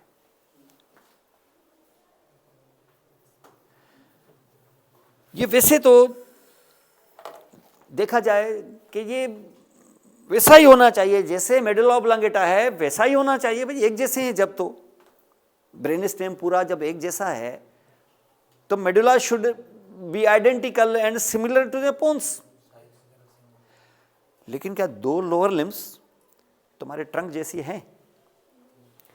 दो लोअर लिम्स को ऐसे तुम कर सकते हो क्या? इसको कर सकते हो? नहीं।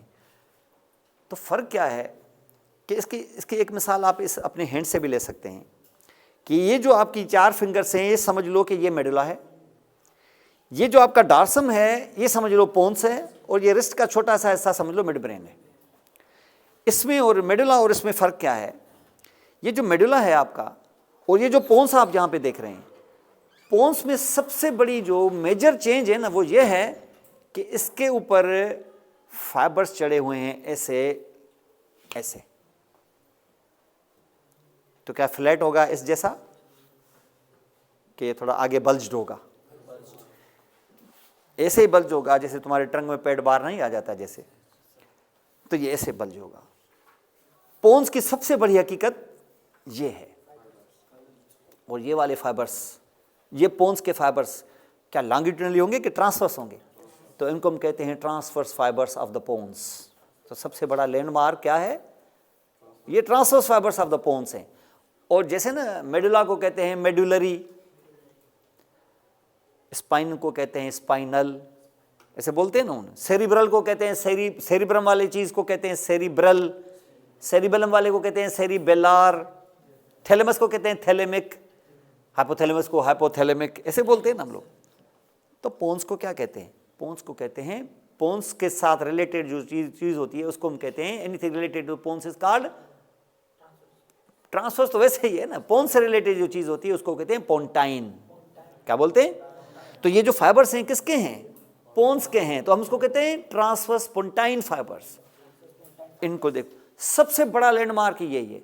यानी जितने लैंडमार्क्स थे, अगर ये ना होते ना तो तुम्हें यहां भी पैरामिड नजर आ जाते शायद, क्योंकि कार्टिको स्पाइनल फाइबर्स तो ऊपर भी होंगे ना, तभी तो यहां आए हैं।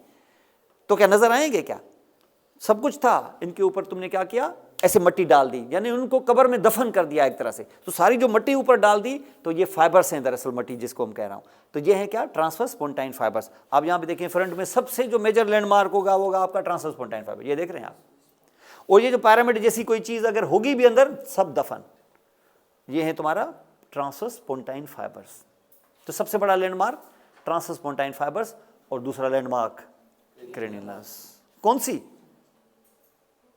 वो जो 4 नीचे देखी, इनसे ऊपर की 4 तुमने देखी। नीचे कौन सी? 9, 10, 11, 12। यहां से कौन सी? आप ठीक है ना, 8, 7, 5, 8, 7, 6 एंड देन 5। तो यहां से हमने देखा कि तुम्हारी ये 8th नर्व है,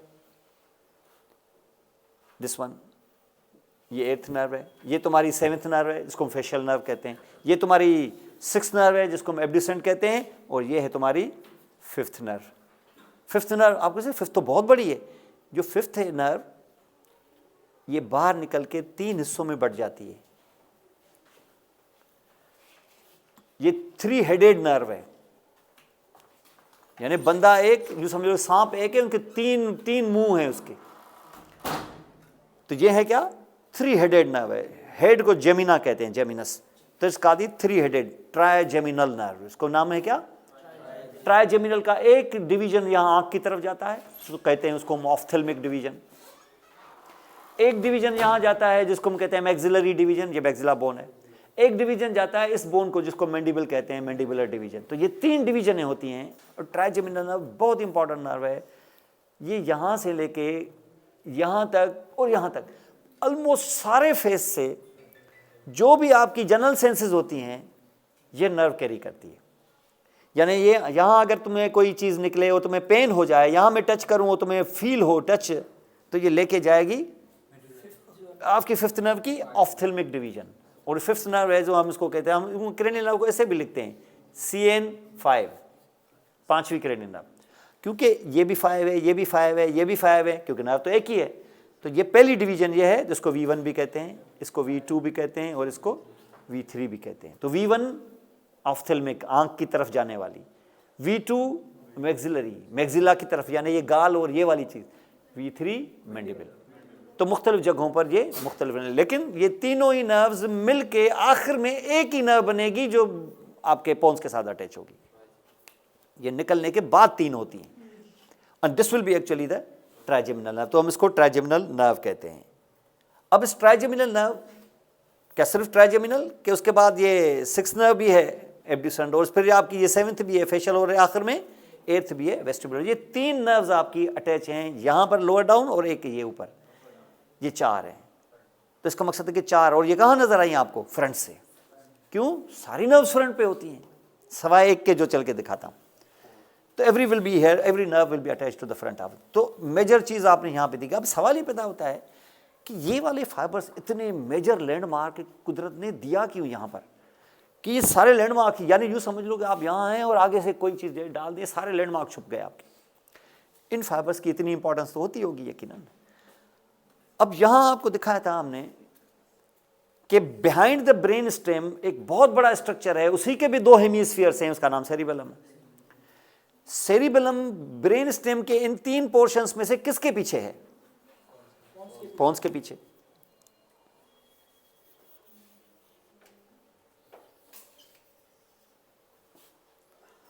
ये है राइट सेरिब्रम, ये लेफ्ट सेरिबेलम, और ये है हमारा राइट। और इसके ऊपर यहां हमने देखे थे क्या? सेरिब्रम। ये है हमारा लेफ्ट सेरिब्रम और ये हमारा राइट सेरिब्रम। अब देखो, second largest part of brain cerebellum है, और फर्स्ट लार्जेस्ट तो आपको पता है सेरिब्रम है। उसके भी 2 हेमिस्फीयर्स हैं, इसके भी 2 हैं। वो 2 इस तरीके से हैं कि right controls the left, left control the right.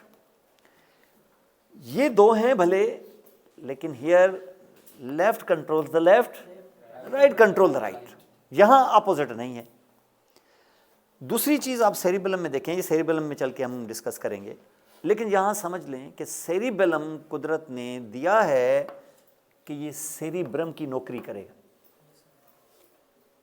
ये cerebellum is actually the servant of cerebrum. और सर्वेंट भी कुछ इस तरीके से, क्योंकि वहां 2 हेमिस्फीयर्स हैं तो इसके भी 2 हेमिस्फीयर्स हैं। ये और बात है कि ये राइट वाला है, जब ये राइट वाला नीचे जाके लेफ्ट पे काम दिखाएगा तो ये मदद मांगेगा किसकी? लेफ्ट वाले की। यानी मैं हूं अगर राइट सेरिब्रम, तो मेरा नौकर जो है वो लेफ्ट सेरिबेलम है, और अगर मैं हूं लेफ्ट सेरिब्रम तो मेरा नौकर।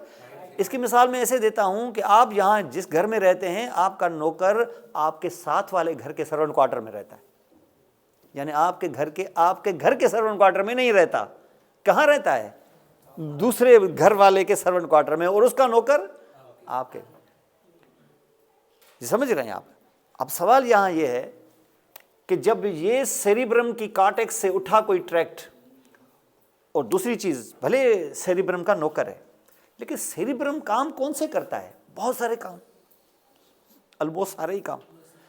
मेजर 3 काम। नंबर 1 सेंसरी, वो टच वच जो आपने फीलिंग करवाई थी, वो फील कौन कराता है? सेरिब्रम। मोटर काम कौन से करवाया था? तुम्हारे स्पाइनल नर्व ने, लेकिन ऊपर से आया था ऑर्डर। और तीसरे काम होते हैं बड़े बड़े फंक्शन, जैसे मेमोरी, ये वो सारा कुछ। ये 3 बड़े बड़े काम हैं सेरिब्रम के। लेकिन इसका जो नौकर है, इसको सिर्फ एक मेन काम में मदद करता है, बाकियों में नहीं। जैसे आपका ड्राइवर है, आपका ड्राइवर है, वो आपकी गाड़ी का ख्याल रखेगा सिर्फ, भले उसको कुकिंग आती ही क्यों ना हो, वो कुकिंग में इंटरफियर करेगा क्या? या आपके पर्सनल कामों में इंटरफियर करे, आपको बोले सर आप क्यों जो है अपने बेगम के साथ क्यों लड़े आप रात को, ऐसे बोलेगा? आप लात मार के निकाल देंगे सुबह को आपको, कि वो पहले से ही आप डांट खा के बैठे हुए हो, और छोड़ेंगे क्या उसको? वो गुस्सा उस पर उतार के सुबह को ही उसको हिसाब कर देंगे उसका। तो भले वो 10 काम जानता हो, लेकिन नेचर ने सिर्फ एक काम की नौकरी के लिए इसको रखा हुआ है बस। और मोटर भी 2 काम होते हैं, एक वॉलंटरी एक इनवॉलंटरी, इसको रखा है वॉलंटरी के लिए क्योंकि वही काम है जिसमें स्किल होती है। तो ये सिर्फ वॉलंटरी काम के लिए होता है, और किसी काम के लिए इससे उम्मीद न रखें आप, और ना ही करवाएं आप इससे, क्योंकि करवाएंगे तो फिर सर पे चढ़ के आ जाएगा। फिर आखिर में प्लानिंग भी घर के हिसाब किताब, क्या घर के बच्चों को भी ये सलाहें देगा कि ये पढ़ो फलां करो, ये इस तरीके से करें। तो नौकर को अपनी जगह पे रखो और समझ लो कि इसका ये काम है, तुम सिर्फ गाड़ी को साफ वाफ किया करो, मैं चलूँ तुम मेरे साथ चलते रहा करो, बस इतना काम है तुम्हारा। तो जहाँ से हमने देखा कि ये कार्टेक्स से उठा था, आपको याद करें कार्टिको-स्पाइनल कैसे उठाया था मैंने, यहाँ से गया, इधर से गुजरा, पोन्स में से गुजर के पैरामिड में आया और लास्ट मोमेंट पे क्रॉस किया, और यहां से उठा के तुमने काम किया। Very good, nice. लेकिन क्या ऐसे ही गया कि चलते चलते नौकर को भी उठा के जाएगा, पहुंचो जल्दी? अब जो नौकर को उठाएगा तो खुद सोचें आप, ये ऑर्डर किधर से आ रहा है? लेफ्ट साइड से। ये लेफ्ट साइड से ऑर्डर आ रहा है, तो यहां से इसके वो फाइबर, ये फाइबर तो नीचे गए, अब एक और फाइबर का बंडल भी इसके साथ चलेगा, अपोजिट के सेम साइड है, अभी सेम साइड है। ये वो है जो सेरिबेलम को उठा के जाएगा। अब वो राइट वाले को जो उठा के जाएगा, तो ये फाइबर आ रहे हैं कहां से? ऊपर से आ रहे हैं, कार्टेक्स से। और कैसे जा रहे हैं? क्या ट्रांसवर्सली आ रहे हैं कि वैसे ही लॉन्गिट्यूडिनली आ रहे हैं? वैसे ही आ रहे हैं। और जब ये पोन्स पे पहुंचेंगे तब इनको पता चलेगा कि यार पोन्स के पीछे हमारा नौकर रहता है, लेकिन मैं हूं राइट का, और मेरा जो नौकर है वो तो रहता है, मैं हूं लेफ्ट का और मेरा नौकर तो राइट में। तो ये फाइबर टर्न नहीं करेंगे, ये यहां आके खत्म हो जाएंगे, माने सीधा बोलो कि रिले हो जाएंगे। और रिले कोई हवा में होते हैं कि यहां पे भी सेल बॉडी मिलेगी, सेल बॉडी मिलेगी इनको, और वो सेल बॉडी जो होगी वो क्रॉस करेगी ऐसे। यानी आपका नौकर साथ वाले घर के सर्वेंट क्वार्टर में रहता है, लेकिन आप उसके घर में घुस के उसको सर्वेंट क्वार्टर से नहीं उठाएंगे, आप बेल करके उस मालिक को बोलेंगे कि वो मेरा नौकर जो आपके घर पे सोया हुआ है उसको तो जरा बुलाइएगा। तो इसने राइट वाले ने अपने फाइबर से, लेफ्ट वाले ने अपने फाइबर्स कहां डाले? लेफ्ट साइड पर। किसके न्यूक्लिया में? पोन्स के न्यूक्लिया में। तो हम इसको कहते हैं पोन्टाइन न्यूक्लिया में। किस साइड पे? सेम लेफ्ट पे। और ये पोन्टाइन न्यूक्लिया क्या करेंगे? ये राइट पे क्रॉस करके क्या करेंगे? राइट पे करेंगे।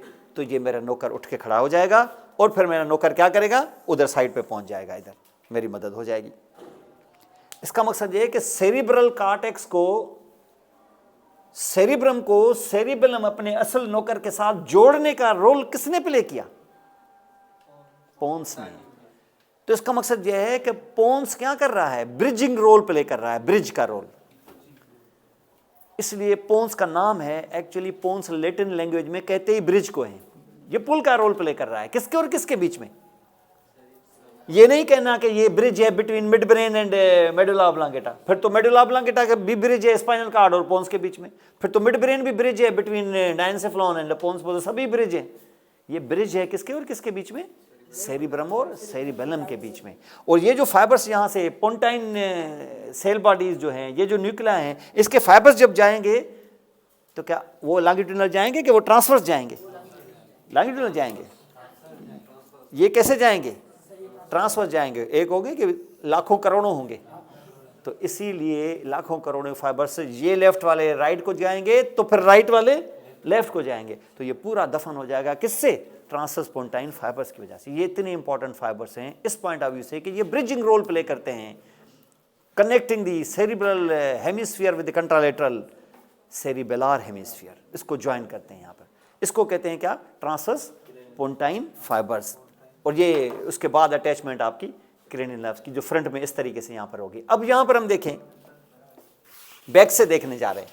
क्या बैक से कोई क्रेनियल नर्व अटैचमेंट मिलेगी क्या आपको? है कुछ पीछे से? नहीं, चारों क्रेनियल नर्व थी, वो फ्रंट में थी। अब पीछे से क्या देखने जा रहे हैं? वैसे तो आपको पीछे से कुछ भी नजर नहीं आएगा, सेरिबेलम इतना बड़ा होता है कि बैक से अगर देखोगे भी तो सिर्फ क्या नजर आएगा तुम्हें? सेरिबेलम। चलो उसको मैं काट भी देता हूं, साफ करके उसको दिखाता हूं। अब मैं बैक से जब देखूंगा तो जो पोन्स की बैक है वो बिल्कुल ऐसे ही है कि जैसे तुमने मेडुला ऑब्लांगेटा में छुरी डाली थी और उसको क्या किया था? खोला था कि नहीं? पूरा कि आधा?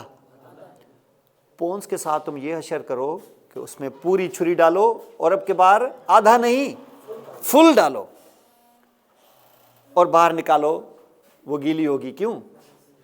वो सीएसएफ में डूबी होगी। अब मैं खोलता हूं पोन्स को, पीछे आधा खुलेगा कि पूरा खुलेगा? ये भी वेंट्रिकल है। कौन सा? थर्ड नहीं, ये भी फोर्थ है। इसका मकसद ये है कि वो जो नीचे तुमने देखा वो फोर्थ वेंट्रिकल का लोअर हाफ था और ये जो देखा वो फोर्थ वेंट्रिकल का अपर हाफ है। ये कंटिन्यूस है। इसका मकसद ये है कि ये ऐसे खुले हुए होते हैं। Lower half belongs to the medulla and upper half belongs to the pons. तो ये एक ही वेंट्रिकल है, इसको हम फोर्थ वेंट्रिकल कहते हैं। देखो क्या ये अलग है क्या? नहीं, ये है मेडुला के हिस्से में और ये आ गया पोन्स के हिस्से में। उसके बाद जब मिड ब्रेन में आप जाएंगे तो फिर बंद है।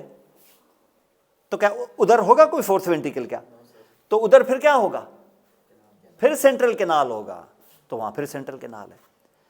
तो मैं अगर फोर्थ वेंट्रिकल में यहां बैठा हूं तो इसका फोर्थ वेंट्रिकल ऊपर जुड़ के क्या बन जाता है? Central canal. और नीचे भी जुड़ के क्या बन जाता है? Central canal. तो बीच में खुला होता है।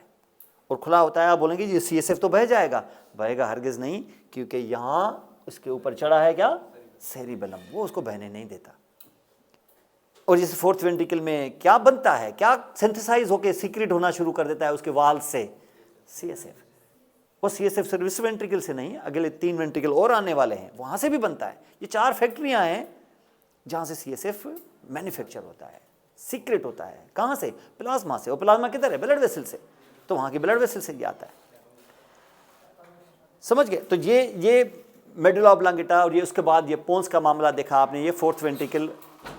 अब इसमें एक चीज मैं आपको दिखाने जा रहा हूं जो बड़ा इंपॉर्टेंट लैंडमार्क है, इसका देखना जरूरी है इसमें। अब जैसे फोर्थ वेंट्रिकल है, अब इसको समझ लें आप। यहां अगर ये फोर्थ वेंट्रिकल है, यहां ऐसे जब आपने खोला, ये खोल के मैंने क्या दिखाया आपको? पोन्स।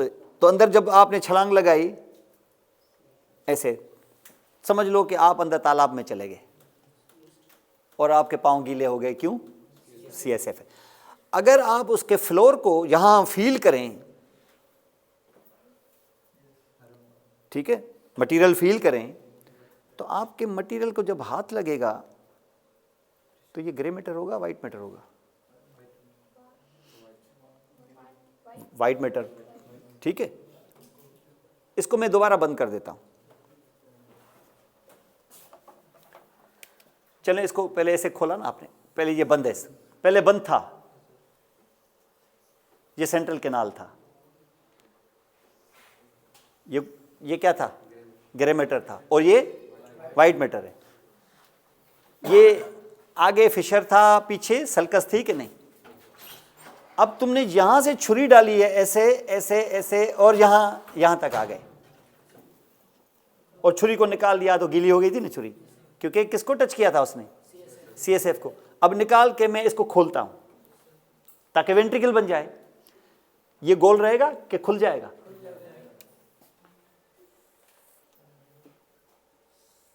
ये खुल गया।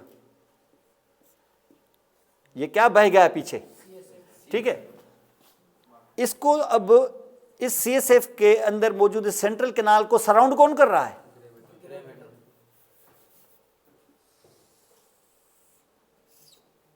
और उसको, अब यह है सीएसएफ के अंदर तुम डूबे हुए हो और पांव से फील कर रहे हो किस मटेरियल को? और तुमने अभी बोला व्हाइट मैटर।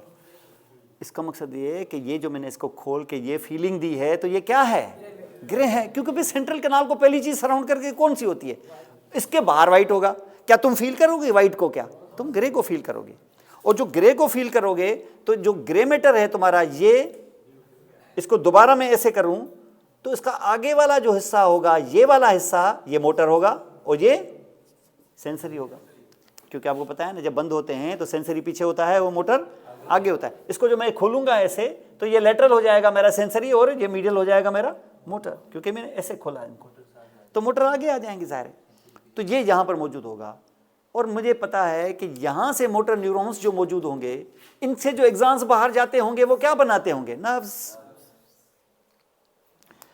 और हमने देखा था ना पोन्स में कि 3 जो नर्व्स हैं वो लोअर अटैच हैं और एक नर्व ऊपर अटैच है, 5वीं ऊपर है, 6, 7, 8 नीचे हैं। इनमें से जो 8वीं नर्व है वो बेसिकली कान से आती है, वो प्योरली सेंसरी नर्व है, काम ही एक करती है हियरिंग का काम। वो जो आप कान पे जो स्टिमुला आपके कान पे गिरते हैं वो इंपल्स में जब कन्वर्ट होते हैं तो ब्रेन को पता चलता है, वो हियरिंग का एहसास होता है। ये 8वीं नर्व है और ये कहाँ से आती है? कान से। हियरिंग का सेंस वो लेके आती है, उसको हम कहते हैं कॉक्लियर नर्व। और कॉक्लियर नर्व के ऊपर एक और भी काम चढ़ा दिया जाता है, वो होता है वेस्टिबुलर काम, बैलेंसिंग का काम। इसलिए उस नर्व का नाम होता है वेस्टिब्यूलो कॉक्लियर नर्व। कौन सी नर्व है? ये 8वीं क्रेनियल नर्व है। तो लोअर पोन्स पे कितनी नर्व्स अटैच थी? 3। वैसे तो टोटल 4 हैं। टोटल कितनी है? 4, 8, 7 एंड 6। और ये तो ऊपर है। अगर मैं यहाँ लोअर डाउन सेक्शन काट के तुम्हें दिखाऊं और मैं तुम्हें दिखाऊं कि यहाँ 2 इंपॉर्टेंट मोटर नर्व्स हैं, तो वो है एक 6th और एक है 7th, क्योंकि 8th तो है प्योरली सेंसरी नर्व, उनको छोड़ के इसको। तो इसके जो न्यूरॉन्स बैठे होंगे वो कहाँ बैठे होंगे? ग्रे मैटर में। ग्रे मैटर के किस एरिया में? लेटरल वाली में कि मीडियल वाली में? क्योंकि मोटर हैं ये दोनों नर्व्स, तो कहाँ बैठे होंगे? और वेस्टिबुलोकॉक्लियर नर्व कहाँ रिले होती होगी? लेटरल साइड पे। तुम मीडियल साइड पे आ जाओ, तुम्हारी 2 मोटर नर्व्स उधर से निकलती हैं। किधर से? कौन से रीजन से? मीडियल से कि लेटरल से? मीडियल से। तो 2 नर्व्स यहां पर बैठी हुई हैं। एक तुम्हारी नर्व ये है जिससे फाइबर आएंगे, तो ये तुम्हारी 6th नर्व है। और ये दूसरी नर्व है, ये तुम्हारी 7th नर्व है। ये है तुम्हारी 6th नर्व। 6th नर्व को कहते हैं एब्ड्यूसेंट नर्व। एब्ड्यूसेंट ये तुम्हारी आंख के लिए सिर्फ एक मसल सप्लाई करती है, जो तुम्हारी आई बॉल को लेटरली रोटेट कराता है। यानी ये तुम्हारी आई बॉल है, ऐसे जो दिखाएगा ना, ऐसे। पर ऐसे देखने को क्या? मिडलाइन के तरफ के मिडलाइन से दूर। और दूर को क्या कहते हो? एडक्शन के एब्डक्शन। इसलिए नर्व का नाम ही पड़ गया है एब्ड्यूसेंट नर्व। क्या नाम है इसका? Abducent nerve. और ये जो 7th नर्व है, ये तो बड़ी मशहूर फेशियल नर्व नाम है इसका। ये जो चेहरे के सारे मसल्स हैं ना, आपको जो आप मूव करते हैं, ऐसे फोरहेड को ऐसे किया, लिप्स को खोला, स्माइल किया, ये जो सारे काम हैं ये फेशियल नर्व करती है। इसको 7th नर्व कहते हैं। अब मैं ये दिखाने ये जा रहा हूं कि ये जो एब्ड्यूसेंट नर्व है, 7th नर्व का नाम है फेशियल नर्व। फेस की नर्व मशहूर है, इसी की पैरालिसिस की वजह से फेशियल पैल्सी हो जाती है। आपकी देखेंगे कि दोनों जो एंगल्स हैं सही नहीं होंगी, एक डिस्टॉर्ट हो जाएगी। एक आंख जो आप क्लोज कर सकते हो, ब्लिंक करेंगे तो एक आंख ब्लिंक होगी, एक आंख खुली रहेगी। आंसू यहाँ से बहते रहेंगे, सलाइवा यहाँ से ट्रिबल होती रहेगी। आपने फेशियल पैल्सी के लोग देखे होंगे, ये यहाँ पर मौजूद होगा, तो ये फेशियल नर्व है। अब होता क्या है कि 6th नर्व के फाइबर्स तो बंडल बंडल बना के बाहर आराम से आ जाते हैं ऐसे, लेकिन 7th नर्व के फाइबर्स ऐसे नहीं आते। 7th नर्व के फाइबर बाहर निकलने से पहले एक चक्कर, एक तवाफ लेते हैं किसके अराउंड? 6th के न्यूक्लियस के अराउंड। तो ऐसे जो लाखों फाइबर इस तरीके से उसको सराउंड करते होंगे, तो ये जगह ऐसी होगी कि गोलाई माइल हो जाएगी। ऐसी गोल सी चीज को बोलते हैं कोलिक्यूलस। क्या बोलते हैं? कोलिक्यूलस। तो फ्लोरा 4th वेंट्रिकल में मोटर साइड पर तुम्हें जो बल्ज मिले गोलाई माइल, तो ये किस वजह से है? 7th यानी फेशियल नर्व के फाइबर क्या कर रहे हैं? घूम रहे हैं around the 6 nerve cell bodies और न्यूक्लिया। उसको कहते हैं facial colliculus. Floor of fourth ventricle में यहाँ पर सबसे मेजर लैंडमार्क क्या देखने वाले थे आप? फेशियल कोलिक्यूलस। और अगर से पूछे कि फेशियल कोलिक्यूलस क्या है, तो this is actually impression due to the winding around of facial nerve axons around the 6th nerve nucleus, जिसकी वजह से ये बल्ज हो जाता है, इसको हम फेशियल कोलिक्यूलस कहते हैं। तो ये बड़ा मेजर लैंडमार्क है जो आपको फोर्थ वेंट्रिकल में नजर आया है पोन्स के रीजन में। अब इसके बाद ये फेशियल कोलिक्यूलस जिसकी बात की। अब यहां पर हम देखें कि फेशियल कोलिक्यूलस के बाद, या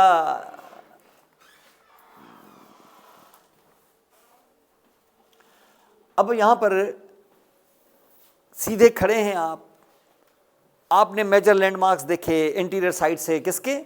मेडुला ऑब्लांगेटा के, पिरामिड वगैरह, और 4 क्रेनियल नर्व्स। ऊपर गए तो फिर पोन्स में सबसे बड़ी चीज ट्रांसवर्स पोन्टाइन फाइबर्स, और फिर 4 और क्रेनियल नर्व्स। फिर हमने जो बैक से देखा तो फिर आपने देखा फोर्थ वेंट्रिकल, और फिर सेंसरी डिकसेशन, वो फेसिकुलस ग्रेसिलिस और क्यूनिटस का क्रॉस होना। फिर पोन्स में आपने देखा बैक साइड से फोर्थ वेंट्रिकल कंटिन्यू, और फिर अभी फेशियल कोलिक्यूलस। फिर दोबारा सीधा करें इसको, अब मिड ब्रेन को देखें। और मिड ब्रेन में जो सबसे बड़ा फीचर, बल्कि वाहिद फीचर जो यहां से नजर आएगा आपको, वो ये है कि ये मिड ब्रेन वो चीज है कि ये पोन्स के फाइबर वो जो ट्रांसवर्स थे, क्या मिड ब्रेन में भी होंगे? क्या नहीं, वहां क्यों होंगे? उनको हटा दो तो मिड ब्रेन की शक्ल लगभग फिर मेडुला ऑब्लांगेटा जैसी।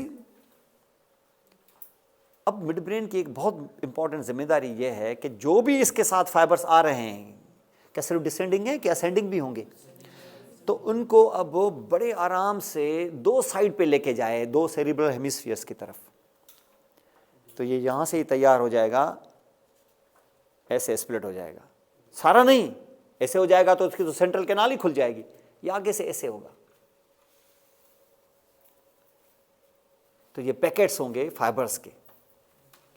ये खास तौर पे जो पैकेट्स होंगे फाइबर्स के, किस चीज के? सबसे आगे डिसेंड करने वाले, बीच में कोई और उसके जो पीछे होंगे वो असेंड करने वाले। ये फाइबर्स के बंडल से ऐसे जाएंगे, 2 साइड से निकल जाएंगे। एक सेरिब्रम को मिलेगा, दूसरा दूसरे को। ये जो खुलेंगे तो ये पेडंकल्स कहलाएंगे। क्या कहलाएंगे?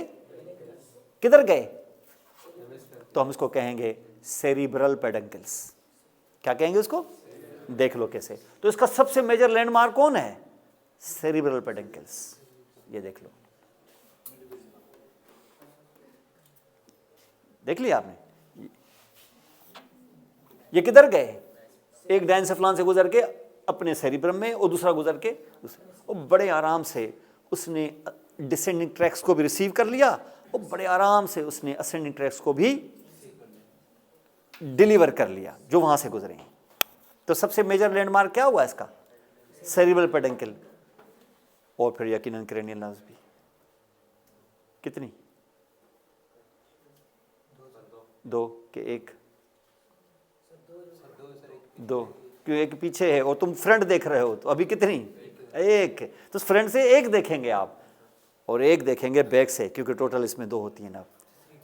हाँ, सिर्फ तीसरी देखेंगे। क्यों? क्योंकि चौथी बैक में होती है। ये आपको मैंने पहले भी बता दिया था कि only 4th is on the back, because you are seeing the front only, so you will see only 3rd nerve. ये देख रहे हैं 3rd नर्व, बड़ी इंपॉर्टेंट नर्व है। आई की जो मूवमेंट्स होती है ना, ये जो आप देखते हैं ना, इधर इधर ऊपर, ये से आईज की मेन मूवमेंट्स जिन मसल्स की वजह से होती है, उसको सप्लाई ये 3rd नर्व करती है। और 3rd नर्व सिर्फ इनको ही सप्लाई नहीं करती, अल्लाह ताला ने इसके ऊपर एक और भी लोड रख दिया है कि जब आप सुबह को उठें और अपनी आईलिड्स को खोलें, तो आईलिड्स को ऊपर उठाने का जो काम है ना, ये जिसे ऐसे आंख खोलें आप, ये भी इसका काम है। किसका? इस नर्व का। इसलिए इसको बोलते हैं सही मानों में, अगर खुदा न खास्ता ये नर्व इंजर हो गई तो आई बॉल की मोस्ट ऑफ द मूवमेंट्स वो पैरालाइज हो जाएंगी, और प्लस अपर आईलिड भी क्या होगी? नीचे गिर जाएगी। तो जब भी 3rd नर्व की पैरालिसिस या जब भी 3rd नर्व की इंजरी हो जाती है, अपर आईलिड एक साइड की ऐसे गिर जाती है, तो पेशेंट इस तरीके से आता है। इसको बोलते हैं जो ड्रूपिंग होती है, इसको हम कहते हैं डाउन और falling of the upper eyelid. इसको हम कहते हैं टोसिस। क्या कहते हैं? टोसिस। पी साइलेंट है इसमें, इसका जी टोसिस। तो 3rd नर्व में टोसिस हो जाए। इतनी मशहूर नर्व है कि हम इसको बोलते हैं, ये सही मानों में movement of the upper, movement of the eye ball कौन कराती है? ये नर्व कराती है। और आई बॉल को कहते हैं, आई बॉल से रिलेटेड जो चीज होती है उसको कहते हैं ऑक्यूलर, क्या कहते हैं उसको? Ocular, ocular, oculist, ocular, ocular eye ball के लिए होता है। उसके फंक्शन की मामला विजन से होता है, उसको ऑप्टिक्स कहते हैं, तो उसको कहते हैं ऑक्यूलर, क्योंकि ये सही मानों में क्या है? Motor activity of the ocular, इस वजह से इसका नाम पड़ गया है ऑक्यूलोमोटर। थर्ड नर्व का असल नाम क्या है? Oculomotor nerve. और ये थर्ड नर्व कहां से निकलेगी? मिड ब्रेन से। बैक से कि फ्रंट से? फ्रंट से। तो मेजर स्ट्रक्चर हमने देखा ये। अब आप सिर्फ फ्रंट से देखेंगे कि बैक से भी देखेंगे? तो बैक से देखें। लैंडमार्क्स होंगे ही नहीं, खुला भी नहीं होगा पीछे से, क्योंकि आपको पता है ना कि ये पीछे से नहीं खुला हुआ, बंद है, ऐसे ही बंद है जैसे मेडुला ऑब्लांगेटा या स्पाइनल कॉर्ड बंद है। इसका मकसद है कि इसका वेंट्रिकल होगा कि इसमें सेंट्रल कैनाल होगा, तो इसमें सेंट्रल कैनाल है। ये और बात है कि हम उसको सेंट्रल कैनाल नहीं कहते, डक्ट कहते हैं उसको, क्योंकि ये फिर कैनाल से भी पतली है। और वो कहां से देखेंगे? बैक से। ये देख लें बैक से। आपसे यहां से तो लैंडमार्क्स कुछ नहीं है, लेकिन पीछे से एक नर्व यहां से अटैच होती हुई नजर आएगी। बहरहाल ये वाहिद नर्व है जो बैक से नजर आती है और बैक से अटैच होती है। ये फोर्थ क्रेनियल नर्व है। अटैच भले बैक से हो, लेकिन आएगी फ्रंट में ही, क्योंकि ये भी आंख में ही जाएगी और ये भी आई के मसल्स को सप्लाई करेगी। ये हमारी है फोर्थ क्रेनियल नर्व। इसका नाम है ट्रोक्लियर नर्व। क्या नाम है इसका? ट्रोक्लियर। क्या अटैच भले पीछे से हो, लेकिन ये टर्न करके आएगी आगे ही। ये देखें आप, यहां से अटैच भले पीछे से है, लेकिन ये देखें मुंह निकाल रही है ना आगे, ऐसे टर्न करके आगे से, और फिर थर्ड के साथ ही ज्वाइन करके वो वहीं चली जाएगी जहां आंख है, और वहां जाके मसल को सप्लाई करेगी। एक ही मसल को सप्लाई करती है, जो ऊपर लगा होता है उसको सुपीरियर ऑब्लिक मसल कहते हैं। तो यहाँ पर ये इस तरीके से, ये आपके फोर्थ नर्व इस तरीके से यहाँ पर आपके आगे। तो क्रेनियल नर्व भी आपने देखा, और बैक साइड से जब आप देखेंगे तो ये नर्व आपकी यहीं नजर आई। अभी फोर्थ वेंट्रिकल गलती से लिख गया, मैं इसको थोड़ा ठीक करके फिर भेजूंगा आपको। लेकिन यहां आप देखें पीछे बैक में, यहां पर आपको, क्योंकि ये क्लोज्ड है तो पीछे मटेरियल तो है ना। वैसे मेडुला ऑब्लांगेटा और स्पाइनल कॉर्ड में क्या मटेरियल था? वो ट्रैक्स आ रहे थे, फेसिकुलस, ग्रेसिलस और क्यूनेटस के नाम पे आ रहे थे ना ट्रैक्स वहां पे। लेकिन क्या यहां आएंगे वो क्या, या वो वहां रिले हो गए थे? वो सेकंड ऑर्डर न्यूरॉन बन गए थे कि नहीं? और बाद में उन्होंने क्रॉस भी किया होगा। और क्रॉस वो क्या करते हैं? वो क्रॉस आगे चल के फर्दर उनकी जर्नी आगे होती है फ्रंट से, यानी ये फेसिकुलस, ग्रेसिलस और क्यूनेटस आ गए, रिले हो गए, और बन गया क्या? Second order. और सेकंड ऑर्डर को क्रॉस होने के लिए मिड लाइन चाहिए कि नहीं? क्या मेडुला ऑब्लांगेटा में मिड लाइन अवेलेबल है क्या? वो तो खुल गया, तो मेडुला पीछे से मिड लाइन अवेलेबल नहीं है। तो वो क्या करते हैं? ये असेंड करके आगे की तरफ जाते हैं और आगे चल के ये यहां से क्रॉस करते हैं। इसका मकसद है कि second order neuron of the vibration to point discrimination या फाइन टच वालों की फर्दर रनिंग क्या पीछे ही होती है कि अब आगे होती है? जब आगे होगी तो वो मिड ब्रेन में क्या पीछे यहां रीअपियर होंगे दोबारा? क्या नहीं होंगे। तो फेसिकुलस, ग्रेसिलस और क्यूनेटस का जो सेकंड ऑर्डर न्यूरॉन है वो आगे से निकल गया, यहां नहीं अपीयर होगा। वो यहां था, यहां नहीं होगा। यहां नहीं होगा तो इसके पोस्टीरियर वाइट कॉलम्स क्या खाली होंगे? क्या वहां खाली नहीं होंगे, वहां कुछ और होगा। और कुछ और क्या होगा? वहां पर सेल बॉडीज की कलेक्शंस होंगी। अब सेल बॉडीज की कलेक्शन, क्योंकि मिड ब्रेन है, 1 इंच का है, अपर हाफ इंच में एक कलेक्शन, लोअर हाफ इंच में और कलेक्शन। जगह कम है तो क्या अंदर दबे हुए होंगे कि बल्ज करेंगे? ऐसी बल्जिंग्स क्योंकि गोलाई माइल होती हैं, तो वंस अगेन उनको फिर कहते हैं कोलिक्यूलस। इनका नाम नहीं होता है फेशियल कोलिक्यूलस, क्योंकि फेशियल का वास्ता ही नहीं है इसके साथ। इनका नाम है सुपीरियर कोलिक्यूलस, इंफीरियर कोलिक्यूलस। क्या 2 के 4? तो 2 लेफ्ट से 2 राइट से। ये 4 कोलिक्यूला होते हैं, ये बड़े इंपॉर्टेंट होते हैं। ये सेल बॉडीज़ हैं, ये कलेक्शन से, ये न्यूक्लिया हैं एक तरह से। ये बहुत इंपॉर्टेंट काम करेंगे आपके हेड की और फ्रंट की मूवमेंट्स की, और इन चीज़ों को यहाँ पर हम जनरली असेस करते हैं। यहाँ पर ये बहुत इंपॉर्टेंट हैं, जो हेड की, नेक की, ट्रंक की मूवमेंट को रेगुलेट करते हैं। ये ख़ास तौर पे सुपीरियर कोलिक्यूलस। और ये स्ट्रक्चर्स इसी तरीके से यहाँ पर हम देखते हैं, तो इनको कोलिक्यूलाई कहते हैं। 4 कोलिक्यूला ये बैक साइड से तुम्हें नजर आते हैं, और बैक साइड से एक चीज वो भी नजर आएगी जिसको हम फोर्थ नर्व कहते हैं, वरना बैक से कोई क्रेनियल नर्व होती ही नहीं है। सारी की सारी क्रेनियल नर्व 9 हमने फ्रंट से दिखाई आपको, और ये वाहिद क्रेनियल नर्व जो बैक से अटैच होती है, वो जो फर्स्ट एंड सेकंड है वो भी फ्रंट से होती है। मैंने no cranial nerve is attached on the back of the brain except the fourth nerve, and that is attached on the back of obviously mid brain, क्योंकि तो मिड ब्रेन के हिस्से में आ जाएगी चौथी नर्व, और वो भी टर्न करके कहाँ आएगी, फ्रंट में चली जाएगी, थर्ड के साथ, सिक्स्थ के साथ, और फिर थर्ड, और ये थर्ड, फोर्थ और सिक्स ये तीनों मिलके आंख में जाती हैं और आंख के मूवमेंट्स को उसके मसल्स को कंट्रोल करती हैं।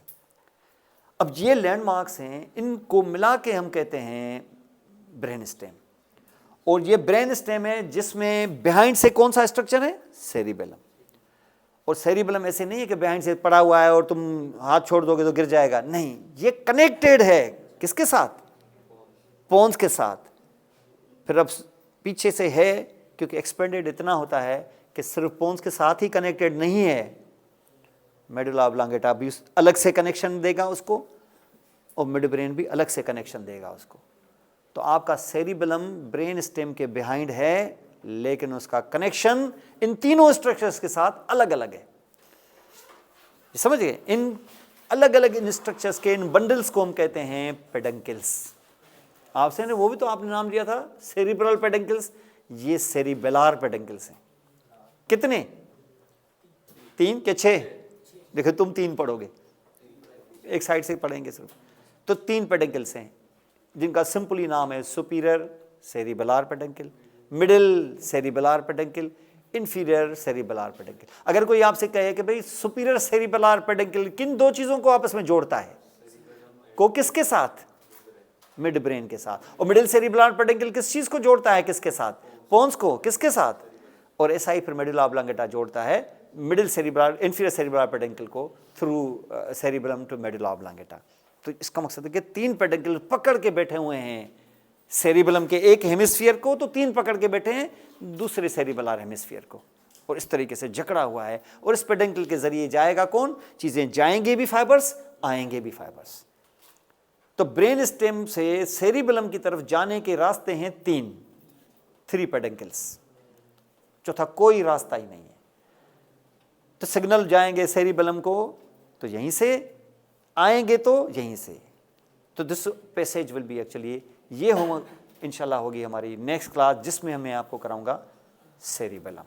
और सेरिबेलम जैसे हो जाएगा तो हम आ जाएंगे फिर डायनसेफलान पर, उसके बाद आ जाएंगे हम सेरिब्रम पर। तो ये नर्वस सिस्टम हमारा इस तरीके से कंप्लीट होगा।